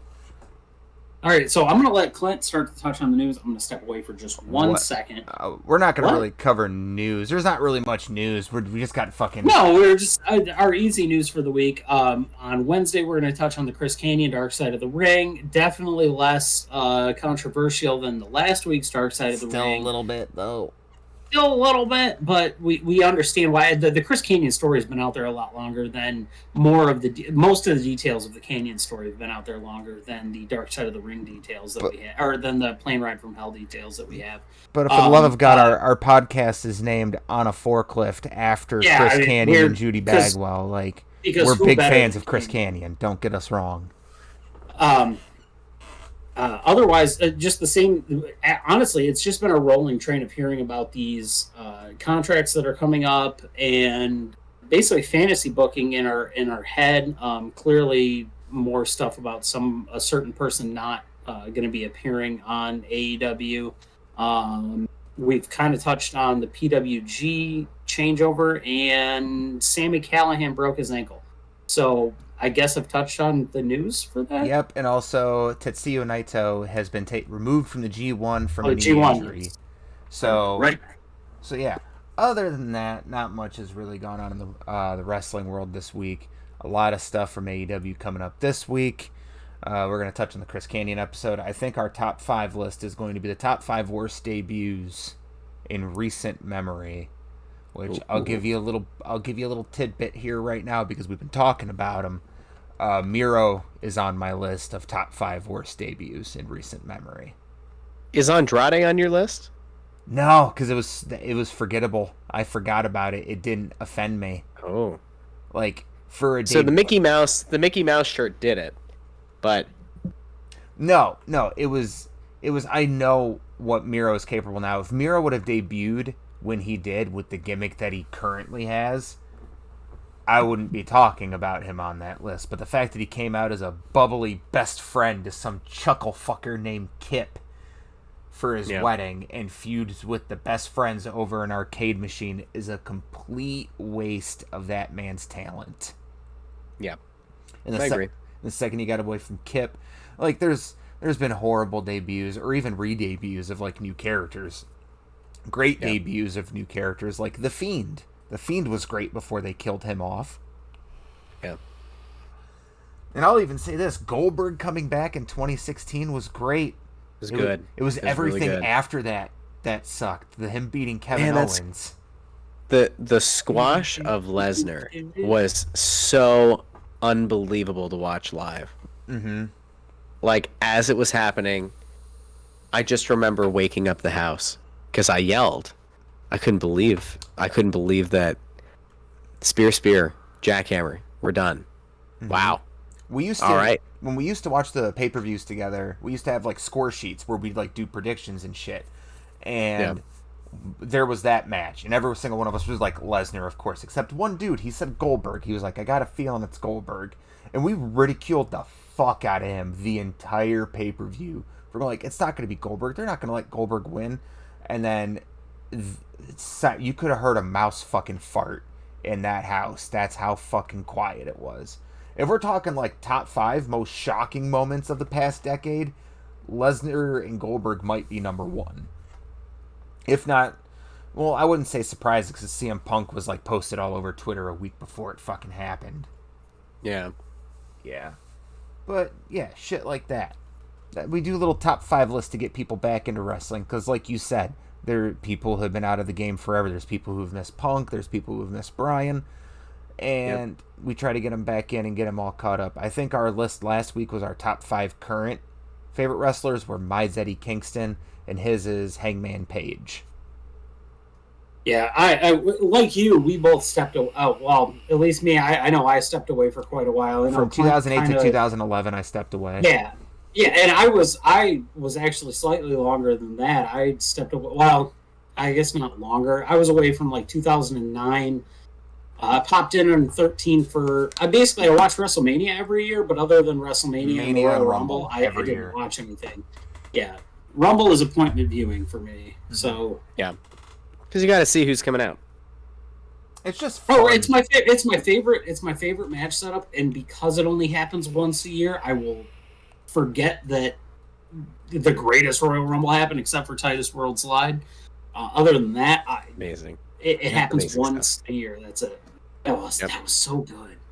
All right, so all 3 of us watched Extreme Rules last night. Let's do a quick rundown of that because honestly, from a WWE standpoint, it was a good show. It's true. Yeah. It was a good show, with the exception of I'm not as horribly offended by it as everyone else is apparently, but I didn't even hate the ending to the Balor fucking Reigns match. I was just like, okay, he went beast mode for a minute and then got speared. That's better than a lot of people get. So we can start off with the Liv Morgan and Carmella because Liv Morgan the pre-show match deserves it should have been. It should have been on there. Yeah, I have not noticed, and I'm going to take a soapbox again on this one for a minute. I have not noticed over the course of the past 2-3 months.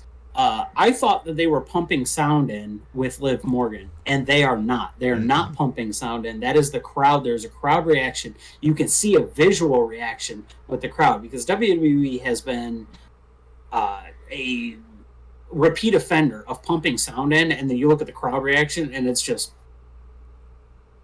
it's literally there's nothing. There's no reaction to them. I remember 3 weeks ago they had the issue with the audio of who was it? Orton? It was somebody where they were saying like a so many time champion, and it was the announce team from the other show. Yeah, that was overlaid. Like they were talking about because Ric they were Flair. Oh no, they were talking about John Cena being a 16-time world champion. It was that. Yeah. It was that. And like the crowd reaction wasn't what they wanted, and so they did the overlay of like a different reaction that he had gotten on the other show. Like they're And there wasn't any of that for Liv. Even with the audio issues that were going on where we were getting a simulcast of the Spanish and the English broadcast, there wasn't any of that. I'm like, holy cow, this seriously, like, which tells me I haven't been paying attention enough to be able to talk about these things. But Liv has gotten better. Carmella has gotten better. For a pre-show match, that was a banger for the women's division, considering they actually gave them, 11 minutes to go? 7 minutes and 51 seconds. Okay, so they gave them 4 minutes and 50 seconds longer than they normally would for a thing. And it was the best match they've had. Yeah, they took advantage of it and they ran with it. And Liv looks like a star. Yeah, like she looks like she's coming up and she's gonna take a hold of that. And at 25 years old, good. Yeah, she's got her whole career ahead of her too. This was her second. Well, technically, she still only had one match on pay-per-view because I don't consider pre-shows pay-per-view matches. I don't. So get her on pay-per-view because having 3 women matches on a pay-per-view makes you look better as a company. Just saying, WWE, you could be doing something that other companies aren't. Especially considering this one was better than the other one. Yeah. Which then we kicked off the main show with the New Day versus Bobby Lashley, AJ, and Omos. Fucking fun little 6-man tag match. Big E is fucking over like Rover. He's got weird, wasn't it? Him being over? No. The idea of the 6-man tag. Like the way that they hot-shotted the Bloodline versus New Day onto TV, which I get, like they needed to theoretically win back the social media war and win back the demo and I guess win back the perception battle at least for a week, but like that match is a pay-per-view match. This was not. Like this ended up the quality of this match was good. But like the reason behind it, the rationale and the fact that it led like there's part of me was like, why you mean like Big E wins the title and we can't have like Big E defends against some dude and just have him like have his first title defense on this like relatively irrelevant, pay-per-view that doesn't live up to its name. Like couldn't do that. Yeah, I don't know, it's weird. It's like you built him as his own guy and then the first pay-per-view you have available, you put him back with his team. Mhm. Yeah, this is like a Raw Monday night main event. It was a good match. But in my opinion, honestly, the Bloodline match should have been saved for Survivor Series. You should have got... I like, as much as I'm loving RK Bro right now, that's not going to last. Get the titles off them, put them on the New Day, and then you can have the 2 world champions and the 2 tag team champions having a 6-man tag against one another as your main event, and that's fucking money. You can give them 35 pissing minutes because all 6 of those guys can go. I think this is where you're seeing the cascade effect of hot-shotting a couple of returns too early and not having things planned around it. And I think it showed up a few times on this show, but I do not have the belief that Big E was meant to be champion when they crowned him. No, it was supposed to happen. It was supposed to happen at the pay-per-view last night. He was supposed to defend against Randy Orton. And that's like that to me is like kind of where a lot of this show, even though I thought the quality of some of the matches was actually pretty good, like especially for a WWE show, like the story behind it just didn't make sense. And it seems like what would happen if somebody told you on like your final edit before you turn in a paper, hey, I want you to add this character and just try to make the rest of it work. Like especially being AJ and Omos, what do they have to gain from Bobby Lashley's feud with Big E? Absolutely nothing. Yeah. And then AJ just looked like a fucking dork at the end of this match. How much time does he have left on his contract? I don't know. He re-upped like a year ago. He said this is it for him. 2.5 years. As much as I want to see him go have his final match with Kenny Omega, it's not going to happen. Yeah, it's kind of a bummer. Yeah. But Big E... Yeah, we were fantasy booking that the fatal 5-way, I guess, again. The Bullet Club leaders. Where it would be Finn Balor versus Carl Anderson versus Kenny Omega versus AJ Styles versus Jay White. If you want to get are we gonna see Jay White on AEW anytime soon? No, or is he's this just doing gonna the be like an Impact. thing. He's doing the Impact thing. You see, what I want to see out of this Forbidden Door is more Forbidden Door shit that doesn't involve either Moxley or doesn't involve the Elite, because those are the only two people involved with this Forbidden Door shit. Like, get me the junior division over here. Get me Takahashi from New Japan's juniors division over here to take on Dante Martin. Give me more of the women. Give me Deonna Purrazzo facing some of the AEW women. Give me Chelsea fucking Green. Yeah, give me some of the Shimmer girls over here. Yeah, like you have access to that. Do that. Give me Chelsea Green versus. Pull a name out of a hat. I don't care. Hikaru. Why not? She's not doing anything. She hasn't been on TV in a hot minute. Give me Big Swole and Kira Hogan going 1-on-1. Mm-hmm. Yeah. Diamante and fucking Kira Hogan versus Decay. Yes. God, yes. Money match right Give there. Me Decay. But yeah, it's weird because like the Forbidden Door to me, like the only real value that Impact has would be to do more with the women. Like that to me is how you supplement. That's their strength. Because that's their strength, and that's how you supplement a roster that you're still trying to fill out on the AEW side. Yeah. Like that to me is where the value lies. Like we haven't seen Moose or Rich Swann make the jump over to AEW program. That's what I was saying about Jay White. It's like it's as if the Forbidden Door exists, but it's only allowed to be open as like a two-way street between two promotions.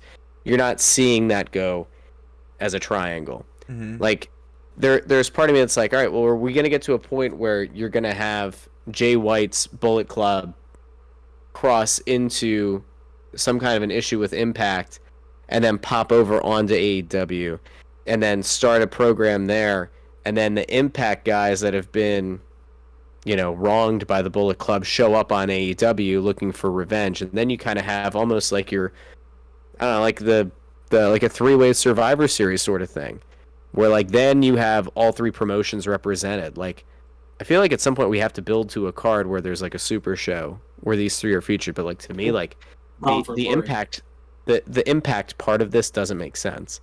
Like the way that they've tried to execute it doesn't make sense. I feel like in a weird way, Impact was getting more out of it by having Kenny Omega on their show than AEW got out of having anybody affiliated the Good Brothers, from Impact. Essentially.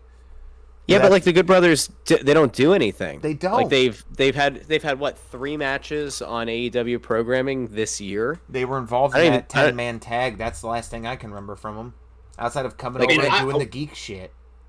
And they're good, and that to me is the thing that's infuriating. Like Gallows is a big dude. Like Gallows is scary looking. Why is Gallows getting sprayed down by Brandon Cutler? Like, this is like I don't want to be like Cornette here, but like the goofy stuff that the Elite do, like it kind of makes you, I guess, like a chicken shit heel, but like at the same time, like it doesn't connect with me. Like I don't totally understand. Like I feel like you're taking Adam Cole, who I want to view as like being this like small scrappy badass, and like you're doing the stuff that you used to do with the kisses on the cheek, and I'm kind of like, the Bucks. I don't know. I want to see the Civil War. Listen, they're Superplex building to Mount Rushmore. Yeah, like when that would be great. Finally hits. That's giving people what they want right now. Essentially, that's when Kota Ibushi's going to show up and turn Kenny back to a face. Gallows and Anderson are going to be like, "What the hell are we doing?" And they're actually going to murder Brandon Cutler on TV, and then yes, that'll leave the Super Click, and then Brandon Cutler is the best geek in professional wrestling. He's so great. Like when he accidentally sprays like Nick in the face, and he just doesn't stop spraying, so he just starts screaming while he does. He's just like, "I'm sorry." When he sprays Don Callis, It's the best. It's the funniest. My buddy thing. who I was at Grand Slam with, he was like, "What is this guy's deal? Like, what does he do?" I'm like, "Oh, he sprays everybody with a cold spray. It's just his thing." He's like, "What?" I'm like, "Yeah, he's just their stooge. It's fine." He's like, geek. "All right, that's pretty funny. Like, that is pretty funny." Yeah, well, and he's the when creative Marco mind Stunt behind jumped half on of him and the started elite doing stuff. this the other week as he started like beating him to the ground. Yeah. My new dream match is Marco Stunt versus Brandon Cutler. Oh my god. Give me that on Correct me if I'm Dynamite wrong. Didn't main Brandon event. Cutler start with AEW wearing a garb that kind of looked like the Ascension? It was He was- Dungeons and Dragons. Yeah, because he was a D&D that was nerd. his thing. Yeah. Okay. So he's a real Sorry, he's Okay. he's the guy that does all of the audio or all of the video and directing and everything for BTE. He is the producer of BTE. So all of that goofy shit that they're coming up with, generally speaking, is his idea. Mm-hmm. So when Gallows and Anderson actually murder him, then that means that all the goofy stuff's gonna go. Okay, got it. Yeah. Yeah. So I sat here and I was going, okay, so putting your idea into perspective, in October we're supposed to get Bound for Glory, and Bound for Glory is supposed to have New Japan and Impact and this and that. How do you utilize those things the best? And in my head I go, okay, well, why don't we just do the Good Brothers versus God versus Motor City Machine Guns if Alex Shelley and Scott D'Amore can figure out what the fuck's going on between them? I'd like to see that match. But then I go, okay, what if you do a triple cup? You have 16 people on each thing, and the winner of that goes to a triple threat match, wins it, gets a title shot with any company. Speaking What if on that's? Oh, hey, what if the inaugural Owen is part of the Super Show, and Okay, you so- do it because you're trying to show the unity that exists in the pro wrestling community, and you honor the legacy by making it effectively like what the G1 is, but in the U.S. Like, that could be a really... That's a way to immediately raise the entire stakes, and to immediately... I mean, I think the name alone and the foundation and the family's involvement legitimizes it, but like, that would be a really cool thing to do. We're going to put you on the spot right now, because we talked about this earlier. We talked about this last week. We won't make you go through 5. Give us 3 people you want to see in the Owen Cup, because we did 5.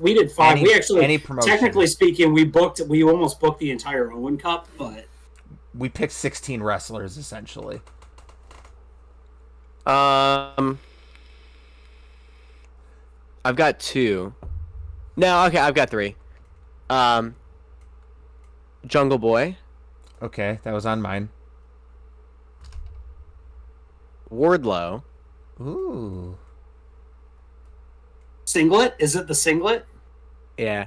And MJF.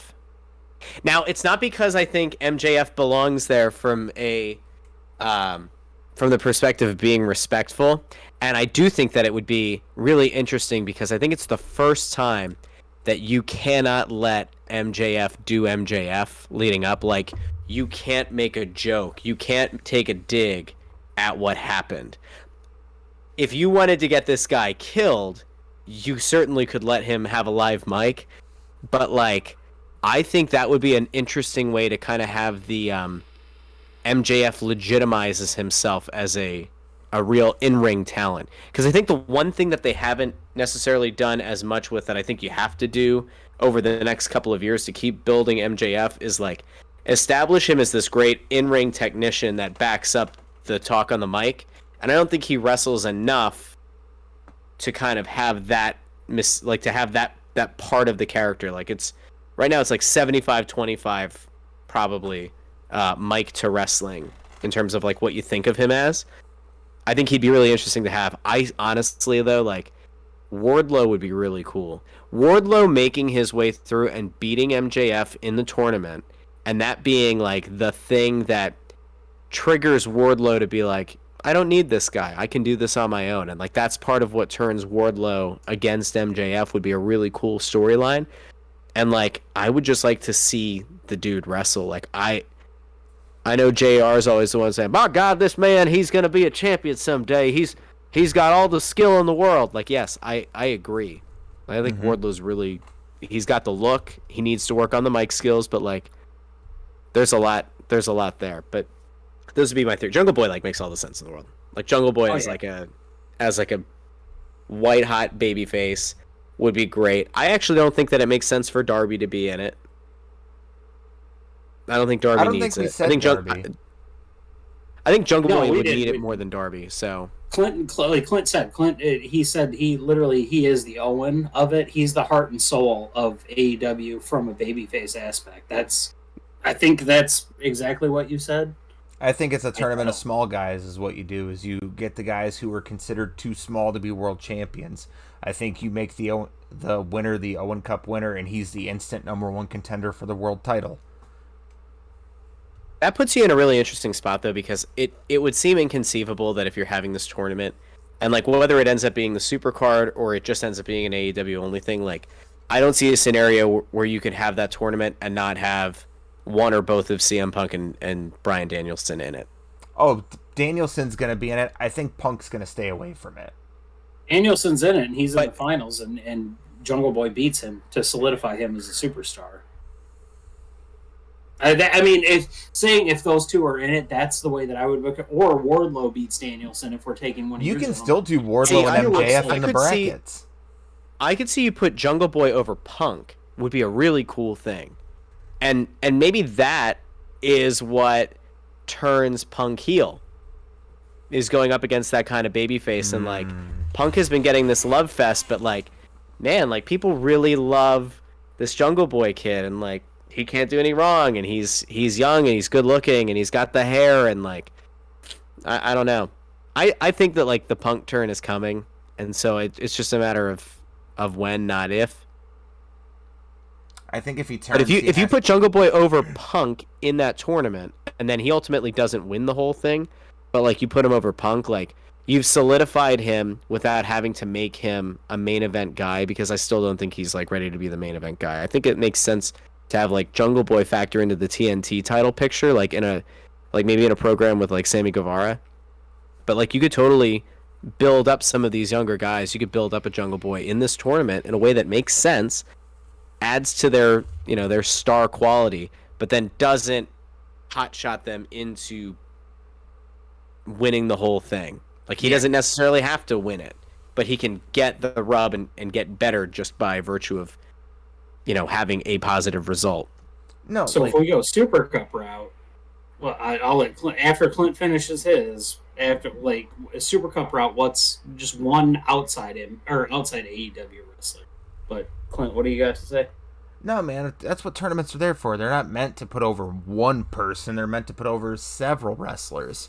You can have your Wardlow, we were honestly talking about doing a 32-man tournament, and it's a mixture of people from AEW and Impact and New Japan. You could have MJF and Wardlow in the quarterfinals, where Wardlow beats MJF in a whole "I don't need you" thing. You could have the MJF says, "You will lay down for me," and they tease the finger poke of doom kind of thing, and Wardlow shows up and is like, "Nah, and we're not doing this."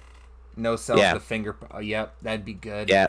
But you could do. It could inevitably cost Wardlow a win too later in the tournament to get to that point, and it would continue the awesomeness of that. The thing we talked about is a name on my list and a name on his list. He was like Alex Shelley, and I was like, coincidence. I got Chris Sabin on mine. You can have them in the first round against each other. Motor City Machine Guns implode first round, just like the DIY shit from the Cruiserweight Classic. See, I don't think it would be an implosion between those two, though. Those two would look each other like, all right, we're doing this. Good, like DIY. That's a thing where, right. We're going to go out here, we're going to throw a banger of a match, and you're going to enjoy it, and whoever wins, wins. Certain times when you have such a history with another person, that can work just to push somebody to the next. My problem is I would like those two to face separate people so they can each put somebody else over that needs that rub. You don't necessarily have to have them go farther in a tournament. The Kushida thing, like Alex Shelley and Kushida. Mm-hmm. He didn't need the win over Kushida, but Kushida needed the North American television win over Alex Shelley because of that. Yeah. Does Christian Cage make his way into this tournament? No. Not in my opinion. I say there's one legend, and it's Dustin Rhodes. And I think you need to have someone... Whoa! Hold on. Listen to me. Because he is one of the only people alive today still wrestling that wrestled Owen Hart. It just makes sense. It's you gotta have a legend or two in there. Fucking this motherfucker up here said Sting. Put Sting in the tournament. Nah, Mark Henry is gonna make his in-ring debut. No. But you can do shit like that. Like people who you could throw a couple people in there who wrestled. Oh no! Owen. You know who else I said? If it's 32 people, who? Oh yeah, X-Pac. No, but like if it's 32 people, you can fucking do this over months. It doesn't have to be like a WWE tournament. Like, oh, we need to have a 16-man tournament in 3 weeks to determine the #1 contender for Fastlane. No, this is going to mean something. It's going to be a big, prestigious thing. 32. Start it in March, end it in May. Yeah, you can start it in March and in May, or you can start it right after Double or Nothing and go all the way to All Out. The thing that I like is if you start it at a certain point, you can use the matches can be on multiple promotions, pay-per-views or shows. You don't have to limit yourself to, okay, this match, it's AEW guy, it has to take place here. No, have them, That's why I'm thinking of the biggest gap in the calendar, which I think the biggest gap in the calendar is from May to September. It's Double or Nothing to All Out. So you can take the tournament there to where you can have matches on an Impact pay-per-view. You can have matches on like fucking New Japan Strong in the US. You can have matches on AEW Elevation, Dark, Rampage, Dynamite. You can do this on pay-per-views and shit like that and other promotions. Like if we really got off the Extreme Rules quick. It was a good pay-per-view, but there's just more interesting aspects. Let's talk about that top rope, dropping out. Oh yeah. The next match. This thing I certainly like when Mr. Finn Balor was out there flopping like the big mouth bass, the one who used to sing the songs, the one with they press the button. So let me just give a quick rundown of the results. The Usos defeated the Street Profits in a very good match to retain the SmackDown Tag Titles. Then you had Charlotte Flair defeat Alexa Bliss in a fairly decent match to retain the Women's Championship, and then afterwards she destroyed the doll, and then that segment went on for about 47 years, where it was just Alexa Bliss with an acid capsule in her mouth, like one of those fucking... It didn't work. It didn't work. That took forever. Catholic Church communion tablet. You had the U.S. title match, which was Damian Priest, Jeff Hardy, and Sheamus. The crowd really wanted Jeff Hardy to win this one. They really, really did. But Damian Priest got the win with a roll-up after Sheamus kicked Jeff Hardy. Sheamus on the top rope, doing the suck it, and then doing the Hardy at the top. That was a moment. That was Sheamus. I've said this last night. Sheamus is one of the most underappreciated wrestlers, especially the past few years, because every single match he's gone out and having is a fucking banger. The Drew McIntyre shit, all the shit with the U.S. title. His match with fucking Matt Riddle at WrestleMania was a highlight of it. But, like, he's underappreciated. We move on to Bianca Belair. Wins technically by disqualification when Sasha Banks comes back. Takes them both out, and then we get to, of course, the thing that everyone's talking about is the top rope snapping on the Demon. Which, I don't care that happened. I genuinely don't. It didn't take anything away from the match for me. I still enjoyed it. It was still a 4-star match to me. The whole card itself, from WWE's standpoint, was a 4 out of 5 for me. There were 2 really stupid finishes to matches, and there were 2 of your marquee matchups. And I don't think the action in the ring on a number of those matches were good. I would say 4 out of 5 is fair, but the show itself takes a massive hit because ending the Bianca Belair and Becky Lynch match like you did is just so dumb on so many levels. Again, this is where they painted themselves into a corner because they had to try to take back some kind of narrative of the weekend by debuting Becky and Brock because Punk came back. I don't think there's anybody with a sane or sound mind who thought to themselves, yeah, they all along meant to have Becky come back in this weird squash and to have Lesnar show up, looking like he was out of Tekken. I don't necessarily think that there was much to go with there, but bringing Sasha Banks back and having her just like blow up the match, not cost, Becky Lynch the title, not, actively help either side, but like sit back and wait, or just kind of cause mayhem with the ref not looking would have made sense. But like, as long as that match went, I don't feel like he did enough to kind of help Bianca kind of regain some of like what was lost in the weird schmaz match. And I don't think he did enough in a way to really keep all the heat on Becky. I think like at different points through the match, you were getting toward your desired result, but like Sasha Banks coming back just kind of like threw a total wrench in it. Like I think it threw off the momentum that you were building with each of these characters going in the direction that you had hoped for. It was just weird. I don't get it. They're way too reactionary and not. There's not enough proactiveness in what happens. They go, what happened on another show that we're not going to acknowledge? Oh, that happened. Yeah. Call this guy up right now. Yeah, it's got to happen. Like, we don't need that. No. If you want to run a show, but don't change the stuff. If you wanted to bring Brock back at that pay-per-view, great. If you wanted to bring Becky back at that pay-per-view, great. You didn't need to bring both of them back. It wasn't going to help your cause. No offense to anyone. It's not going to help your cause. Punk came back to that. They were winning that weekend. That's just the shit that was going to happen. Mm-hmm. So you might as well space those things out. The problem is, I don't see Becky coming back wasn't the problem. Becky winning the title on her comeback was the problem, because you killed all momentum that Bianca had, and Bianca had everything there to just be a massive star, and you took her completely out of it. There was no... You killed the momentum. You almost killed a character doing that, which is sad because I really like Bianca. I think she's the future of the women's division for WWE for a while. Mm-hmm. So don't bring Becky, don't bring Brock. Either one of them. But you could do one, just not the other. There's no point for both of them. And the Brock one actually seemed more like the afterthought than anything. Yeah, I mean, I would say that in a company that for a long time had an issue with diversity being represented in their top ranks, you spent all this time building up a black women's champion who was incredibly believable, who was incredibly likable, who people really got behind, who put their heart and souls into supporting, and this wasn't the way to do it. Because, like, to me, you could have brought Becky back and had Becky get some real heat by messing with Bianca Belair and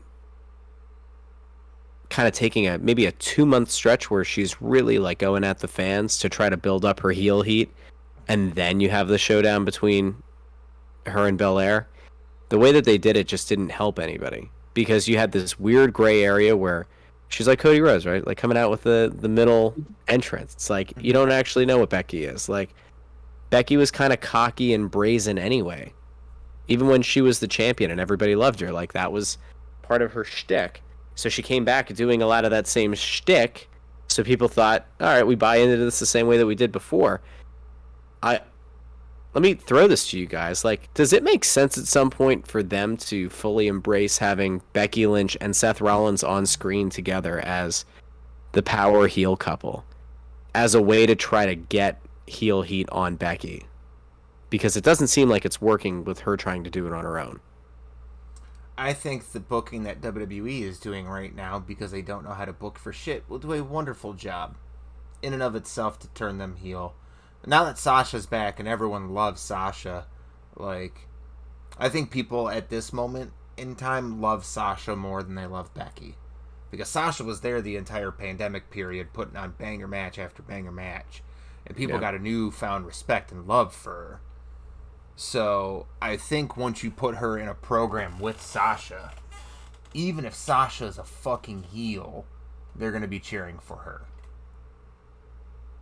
So, you know what? I agree with you. I've never actually sat down and thought about it that way. I think so. But you have to keep her with the fur coats, the big glasses. She has to be a bitch. Yes, it has to be the drip. Like, so Seth's calling himself the drip god, and Kevin's over here last night, and I was like, "Are you pissed that he took your nickname?" And he's like, oh no, he can fucking have it because I've got a better one. And whatever Bob Dylan, he does that shit. So no, that seems like a fantastic reason. People hate Seth Rollins currently, and so you pair Becky with them to do that. I mean, they're believable enough in like, hey, this is how they live their life, so their child's going to grow up to be an unsufferable douchebag as well. Mm-hmm. Okay, I can buy it. They both dress like obnoxious assholes too.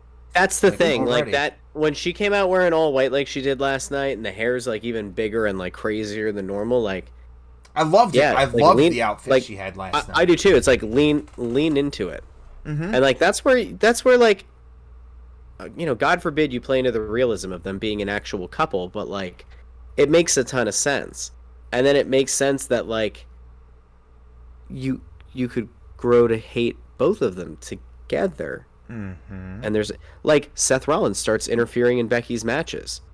Seth Rollins doesn't actually like hit Becky's opponents, but he does enough shenanigans with the refs to distract, because WWE loves their distraction finishes. Like it would totally make sense to start having Seth come out to the ring with Becky to start meddling in her affairs, and then it becomes on commentary. Does Becky actually still have it? Because she can't really seem to win without Seth Rollins at ringside, doing the final whatever it is, the final distraction. Like maybe that does more damage because then it really does kind of reduce her, and it reduces what she's capable of doing, and she looks solid since coming back. And I will honestly say, up until the shit finish, that was probably my match of the night, was Bianca and Becky, because those two got chemistry. They really, really do.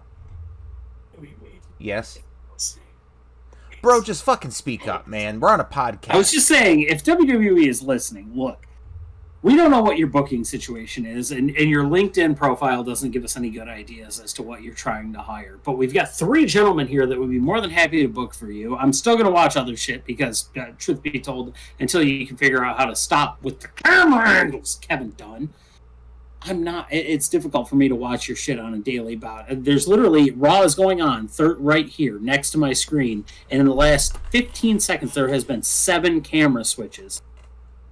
Mm-hmm. We will book for you. We will make your shows fantastic. But swear to God, just don't give us Sheamus and Damian Priest again. It's nothing against either guy. Just, you got to change the program. You notice, like, in the difference in the way that these shows are shot, like, between WWE and AEW, you never actually see the point of contact of a strike on WWE. Mm-hmm. Like, it had been a while since I really watched a pay-per-view all the way through. But, like, you're watching kicks as they're coming in, and like typically the point where you get the slap, they just cut away, and like you don't actually see like what's supposed to be the impact of the shot, where it feels like in AEW you're leaning into like the realism of the pain of the strike. But with WWE, like it just feels kind of like oddly distant. Mm-hmm. So WWE has 37 camera angles. AEW has about 7. And then New Japan has 3. So, also, they like to kill each other.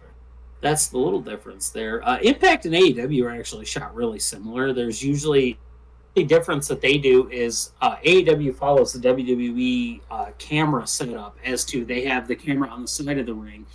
Impact always has the camera opposite the ramp. So that's the big difference with their camera angles. But no, you get more of it. It feels like a real show. It doesn't feel overproduced, and that might be my biggest beef with WWE in the past 10 years is the overproduction in regards to camera angles and not. I feel like I'm being taken out of it. As a human, I can't go and see all these different camera angles. So why do you do that on screen? I don't need to see that. I don't see that in a football game. I don't see that in a soccer match. I don't see that in a hockey game. I've got 4 camera angles in a hockey game. Why am I getting 12 million in a wrestling match? I know it's a soap opera. I know it's predetermined. I don't need you to tell me that by not giving me the impact. the best camera work that I've seen recently in WWE was NXT, and it was the Walter Dragunov match. They literally just beat the shit out of each other. They have 4 camera angles the entire match, and just because Walter's going to hit you, your chest is going to become red. You are going to get damaged. There is no avoiding that, so you might as well show the impact. Yeah. I completely agree. Also, I could watch Walter and Ilya Dragunov fight for literally the rest of my life. Also, I want to do a little quick recap here because my Saturday night was spent at a restaurant where they had the fights on, and I got to watch Nick Diaz. At first, pissed me off. I got to watch Nick Diaz quit, but then I watched the next fight, which was Shevchenko versus Lauren Murphy. I believe her name was Lauren Murphy or Laura Murphy. And you know what? I'll say this. Nick Diaz, I commend you for knowing when you're out and when the fight was over. You got your nose broken. You sat up. You felt it. You just went, you know what? I'm good. He gets to go home. He gets to hang out with his buddies. He doesn't have to go to the hospital for anything besides to get his nose reset. And he gets to go back to training in a couple weeks. And then I watched the next fight, and Murphy just gets fucking annihilated for 4 fucking rounds. It was uncomfortable to watch. It's on par with the Jan Finney versus Chris Cyborg fuckfest that I had to watch as one of the most uncomfortable fights I've ever had to sit through. So, Nick Diaz, I was talking shit. I won't talk shit anymore. I respect you as a fighter for knowing when you were done. Congratulations. Can't wait to see you fight again. You're great. Did you watch the pre-show? No. Oh, wait, yeah, I actually did. I got the two last fights. That fucking not the one right before the pay-per-view started, but the one before that. I think it was. One where I don't know the guy's name. He was from Georgia, like the country, not the state. And he was in the first round. He was getting killed. Like they were talking about about stopping the match, and he somehow survived the first round, and then he just murdered the other guy for I think 2 more rounds. It got to a point where he had landed like 117 punches in a row. It was 117 strikes, something like that, without the other guy even returning fire. It was like, how are we not stopping this match yet?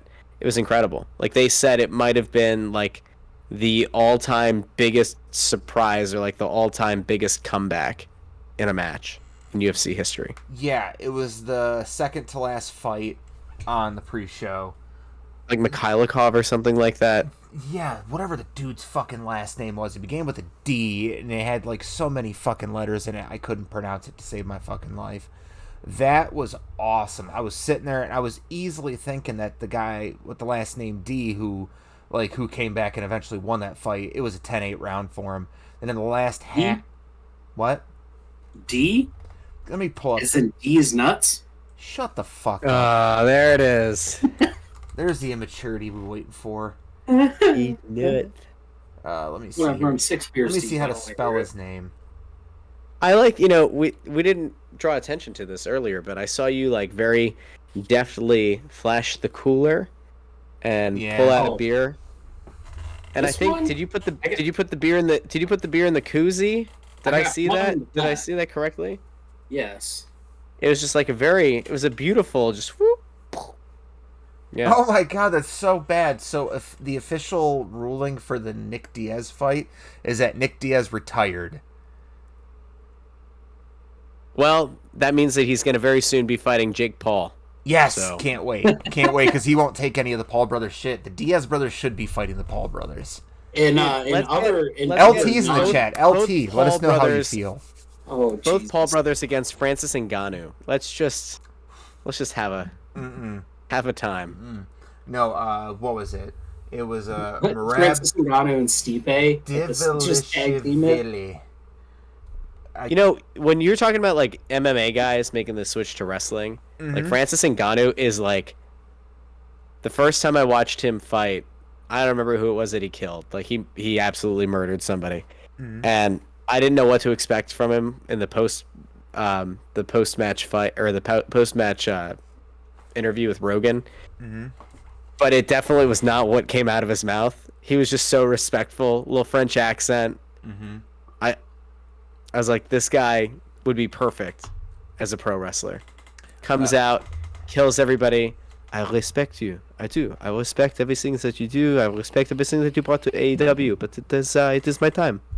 It is my time. I will castrate you. I will remove your testes, and I would, just, disembowel you. I would I will serve them to you on a skewer.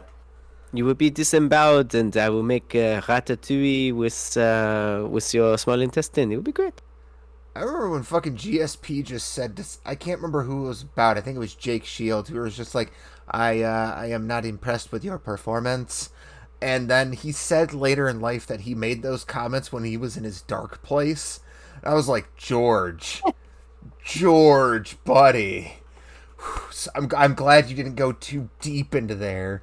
And then I don't know if anyone's ever seen the YouTube series Tommy Toehold, but he does this great bit on it where he's just like, sometimes when I find some roadkill, I like to stare at it while listening to Wake Me Up Before You Go for 30 minutes. Like, Jesus fuck, George. Drop toe holds, the WCW classic. The most famous move of WCW? Nah, man. One of my biggest influences in YouTube, Triple THS. He just delivers news really quickly. However, it takes us 2.5 hours to review one show. Yeah, well, you're welcome. Speaking of not real things, I also have to harken back to hockey for a minute. Russ, did you happen to see that the Seattle Kraken won their first game? Hell yeah. Oh, yeah. Fuck this hat. Seattle Kraken are a thing now. Fuck Bruins. The future home of Jack Eichel, the Seattle Kraken? Yeah. So I'm a big fan of expansion teams. Yeah, I brought this up on our podcast last week, but, Seattle makes so much sense for Eichel. They have plenty of draft assets. They have the cap space for him. They have youngish or low-cost players. They could theoretically make a package work, and they could actually bring in a face of their franchise because they, cluster after the expansion draft. So big time. So not to sound the alarm on myself, my mom's friends with George McPhee. My sister, So my sister played travel hockey out of Ann Arbor, and George McPhee used to be around the Ice Cube a lot. So my mom knows George, and on a first name basis, sketchy. So she would always ask him, she goes, so how's everything going? Because he spent a lot of his time here during the initial build-up process to Vegas. He wasn't actually in Vegas for considerable amounts of time watching his kids play. So she would always do that stuff. And I'm like, Mom, give me tickets. Hook this shit up. And she's like, I'm not going to use my connections to get that. I was like, Mom, why do you have connections?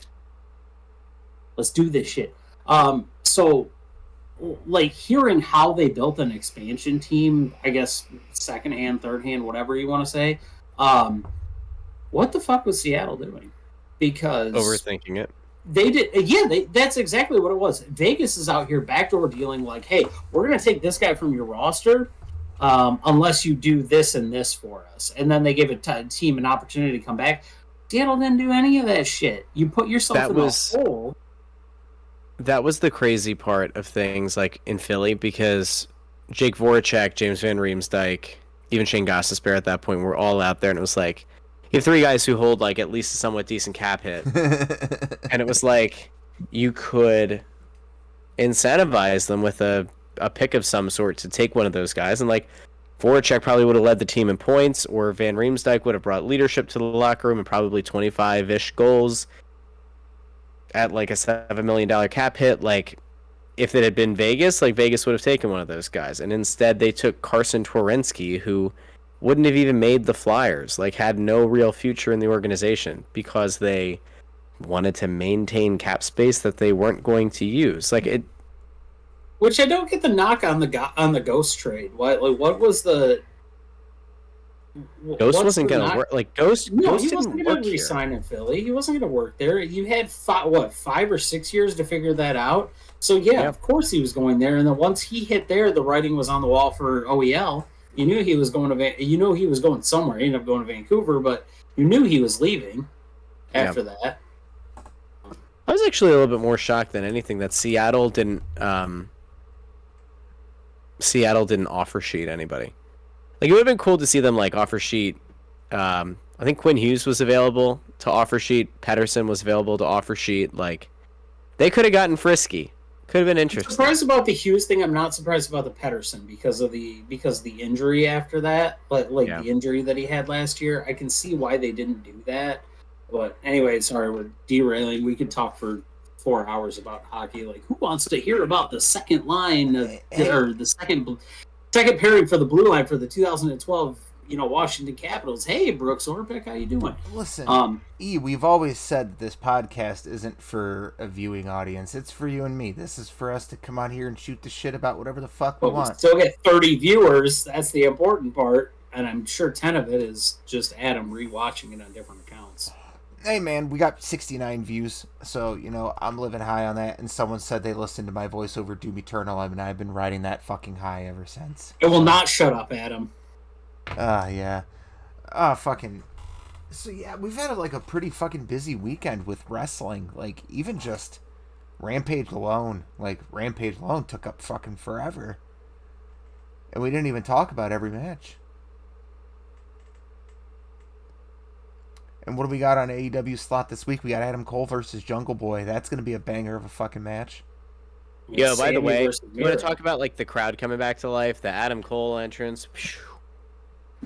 Oh, yeah. That crowd was nuclear for fucking Adam Cole. It was huge.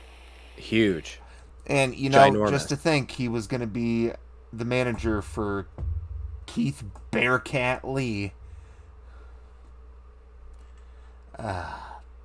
But I think we're going to... Funny thing is he didn't confirm the manager talk, right? Wasn't he on Jericho's podcast? But he said it wasn't anything they were going to rebrand him, like they were going to give him a new name and shtick. Yep, because they wanted to keep all the merch money. Crazy. Yeah, they were going to give him another name. They were going to give him the one he said. He's like, I didn't hear anything about the manager role, but I wouldn't put it past him, is what he said. Well, we got a couple viewer chats coming in here. We got Shut Up, Ethan. Just Adam talking shit to me about not having it up on my phone or anything else. No, you're right, Adam. I don't, because I have one Twitch handle from a failed YouTube channel 6 years ago, and I'm not popping that up to be in here. Hey, Geekly Gamers is joining the chat. Fuck that shit. I failed, and I accept my failure. Good day to you, sir. Said good day. Oh, well, Russ, do you have anything else for us, bud? No. Do you want to plug anything? I gave all that I could. Hey, it's so real to me, damn it. Go for it. Honest to God, it's been a real pleasure having you.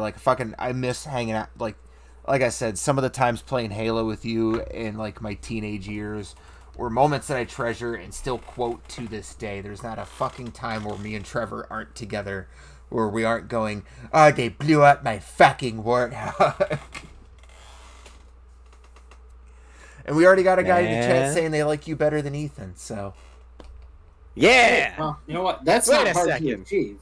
Hold on. But we'd love to have you back anytime. You're a wrestling fan. This is a wrestling podcast, and you seem to know what you're talking about. And I enjoy wrestling. Hey, you know what? Let's just all take a moment to thank Tony Khan, who may or may not be paying me right now, to say it's nice to have an alternative, and it's nice to actually embrace something that was long dormant in a lot of our lives. It's nice to have wrestling back, to have professional wrestling back, because we like the wrestling, the entertainment that comes with it. Wrestling's fun again. It is. That's the most important thing. Now, here's the question. Do we see Wyndham this week? Do we see him? Does he show up? If there's a Dark Order match, 100%. There is. Ty Conti and Anna Jay are in a tag match. And goddamn good and well, Matt Hardy's fucking chuckle fucking ass is going to get involved in that shit. Yep. Hey, Eater of Worlds has a history with Matt Hardy. Yep. And AEW's pretty canon on WWE shit, too. That's why Malachi's got the fucked up eye. Yep. Mm-hmm. So, you guys think he's coming? Is it this week? Yeah, because he had an option in his contract to waive the 90 days but take no more money from WWE. How do you turn down that money? It's easy when you have enough of it saved up and you care more creatively about what you're going to do than... Yeah, but it's money to, like, stay home. Like, WCW guys got to do that for, 18 months after the company went under? Yeah, but they didn't care. They didn't give a fuck. What were they? They were guys in their 40s. It depends on how much money he was making off of merch, too, because he was killing it on merch. That's the big part, is his merch. And honestly, he should be getting a royalty for every Lily doll that's sold. He should be getting a royalty for anything that came off of this, like... Alexa Bliss at least is going to go back to something normal, hopefully.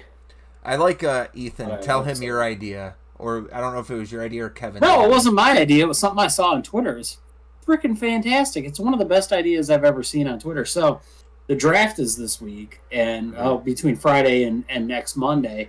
And somebody had commented, well, Alexa Bliss should be drafted to Raw. So then she drafted to SmackDown. So she shows up on SmackDown, and somebody goes, "Oh, Alexa, it's so great to have you. Where's Lily?" And she gives this very, where's Lily? Who's Lily? What are we talking about? And they're like, "Oh, your doll." She goes, "Oh, I'm sorry. Everything's a little fuzzy. I had a case of the Monday." Ooh. It'd be funny. I love it. I wish I could credit whoever said it. Somebody on Twitter said it. It wasn't me, so I can't take credit for it. But whoever it was, creatively fantastic, absolutely beautiful. Also, shout out to Nick Stapp for showing up on Dynamite too. CPA wrestles. Mm-hmm. I really thought that you were gonna say like the idea of having Alexa Bliss have a split personality. Alexa Bliss gets drafted to SmackDown, but then she shows up on Raw, believing that she's Lily because the body of Lily has been destroyed, and now you've got Lily wrestling on Raw, using the show. No. It's a terrible idea, which is why WWE will probably do it. So they'll be on the third hour of Monday Night Raw. So listen, the draft is this week. There's a certain amount of draft picks that need to go a certain way for shit to line up, and one I desperately need just because we're running out of time on this match. Charlotte needs to get drafted to SmackDown. You need to have all 4 horsewomen on SmackDown, and you need to have the 4 horsewomen at Mania. It needs to happen. We've only had it once in the whatever many years they've been doing this shit with these 4 women. It's fucking time before... What is it? Charlotte and fucking Andrade are going to settle down eventually soon. I think the only one of them that are single right now is fucking Bayley. Whatty? Adam, what the fuck do you mean it spells Nagley? I think he put all of the... Wait. Yeah, what is that? Najgli. Iserman, Sawchuk, DeVecchio, Lindsay. You fucking got me on that one. Yeah, LT, there's a WWE Gordy, draft. Nick. There's a draft this upcoming Friday and Monday on WWE because WWE has a brand split. If you're on one show, you don't wrestle on the other. So they're going to draft picks to pick in between and probably call up a few NXT wrestlers. Which I think Raquel Gonzalez is going to get a big beefy injection into one of the women's divisions. She's still green. Well, what is Vince like? Big white women? Big beefy men slapping meat? Look, hey, he listens to us. He listens. Oh, shit. Maybe he can figure it out. Okay, so we've been trying to figure this out for weeks now. We cannot... We have the big meaty man slapping meat, big beefy man slapping meat. Either one of them. We cannot figure out a PC female equivalent of how to say that. A female hoss fight. And it's killing me on the inside because big beefy... Strong independent women trading blows. It's great. It doesn't have the same ring. So PC. Yes. I am more independent than you, lady. here's how much I don't need a man. I don't have a man. That's gonna be Bailey's new shtick. It's gonna be great. That's what her hair says already. Listen. Oh, baby, I miss Bailey. I miss Bailey every single day. What I need. Oh, I fucking missed that when we were in NXT for that shit. That shit was That fun. was that was such a good stick. Ah, well, we were hey, at an NXT on a positive show. note, NXT. Braun Breaker. Great. Braun Breaker is Braun perfect. Breaker. Rex Steiner. I refuse. Why call him Rex Steiner when you can give him the name of a guy that you cut? Apparently, it's because Scott Steiner has beef with the WWE, No. the other way around. I think this is just a thing that you're gonna see. They are not gonna keep anybody's creative from NXT the same as when they make their main roster debut. No. It just doesn't. I think they're just gonna roll with this Braun Breaker thing, and when he eventually makes his way to the roster, then he'll be Rex Steiner. Fucking hell, he should be. I hope so. The only reason that I think it honestly made sense to not have him take the Steiner name is because it was going to raise the expectations to unrealistic levels. But he looked really good in his first match, and I didn't watch another NXT since. Not really an NXT guy, and I think NXT 2.0 just feels really campy, and I'm not totally here for it. But I'm gonna give it he looked good. I'm gonna give it until at least Tommaso Ciampa loses the belt, because Tommaso Ciampa is he's one of my favorites right now. Like up until He'll be in the Owen tournament before it's all said and done. yeah, I think him and Gargano are on their way out.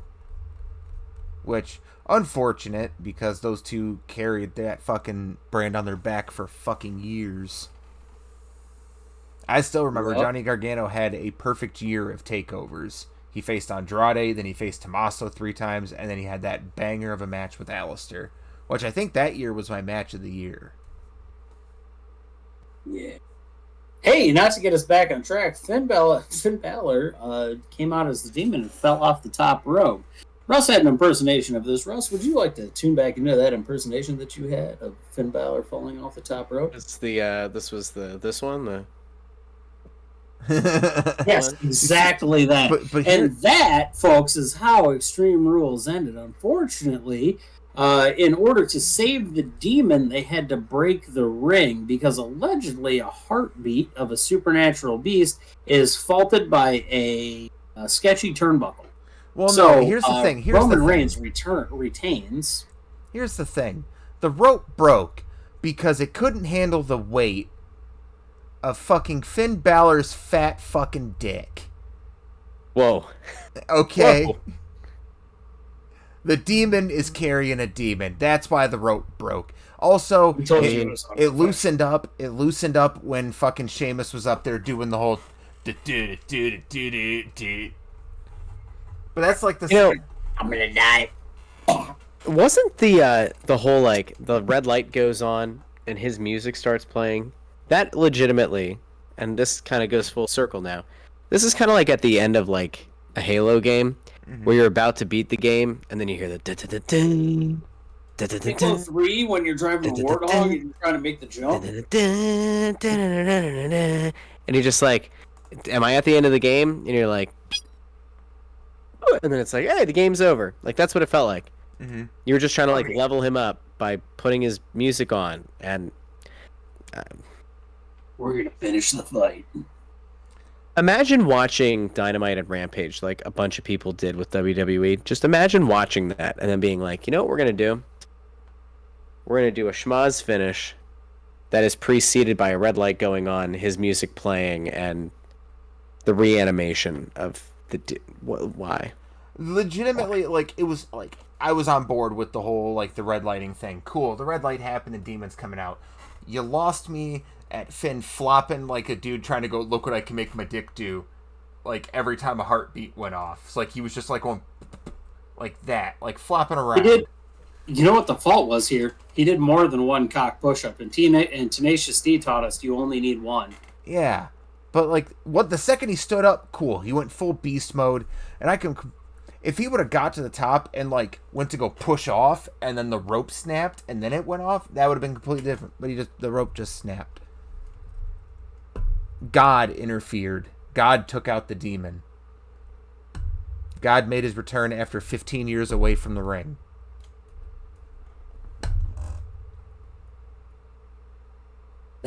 He did. Yep. Wait, who's God? Vince is God, the one that Vince beat at Backlash 2006. I thought John Cena was God. No. Oh, no, never mind. Sorry, he's just your dad. No, Nick Gage is God, remember? He is the official God right now. Sure. Anyway, so yeah, it's been absolutely wonderful having you, Russ. Sorry that we kept you for 3 hours. Holy shit.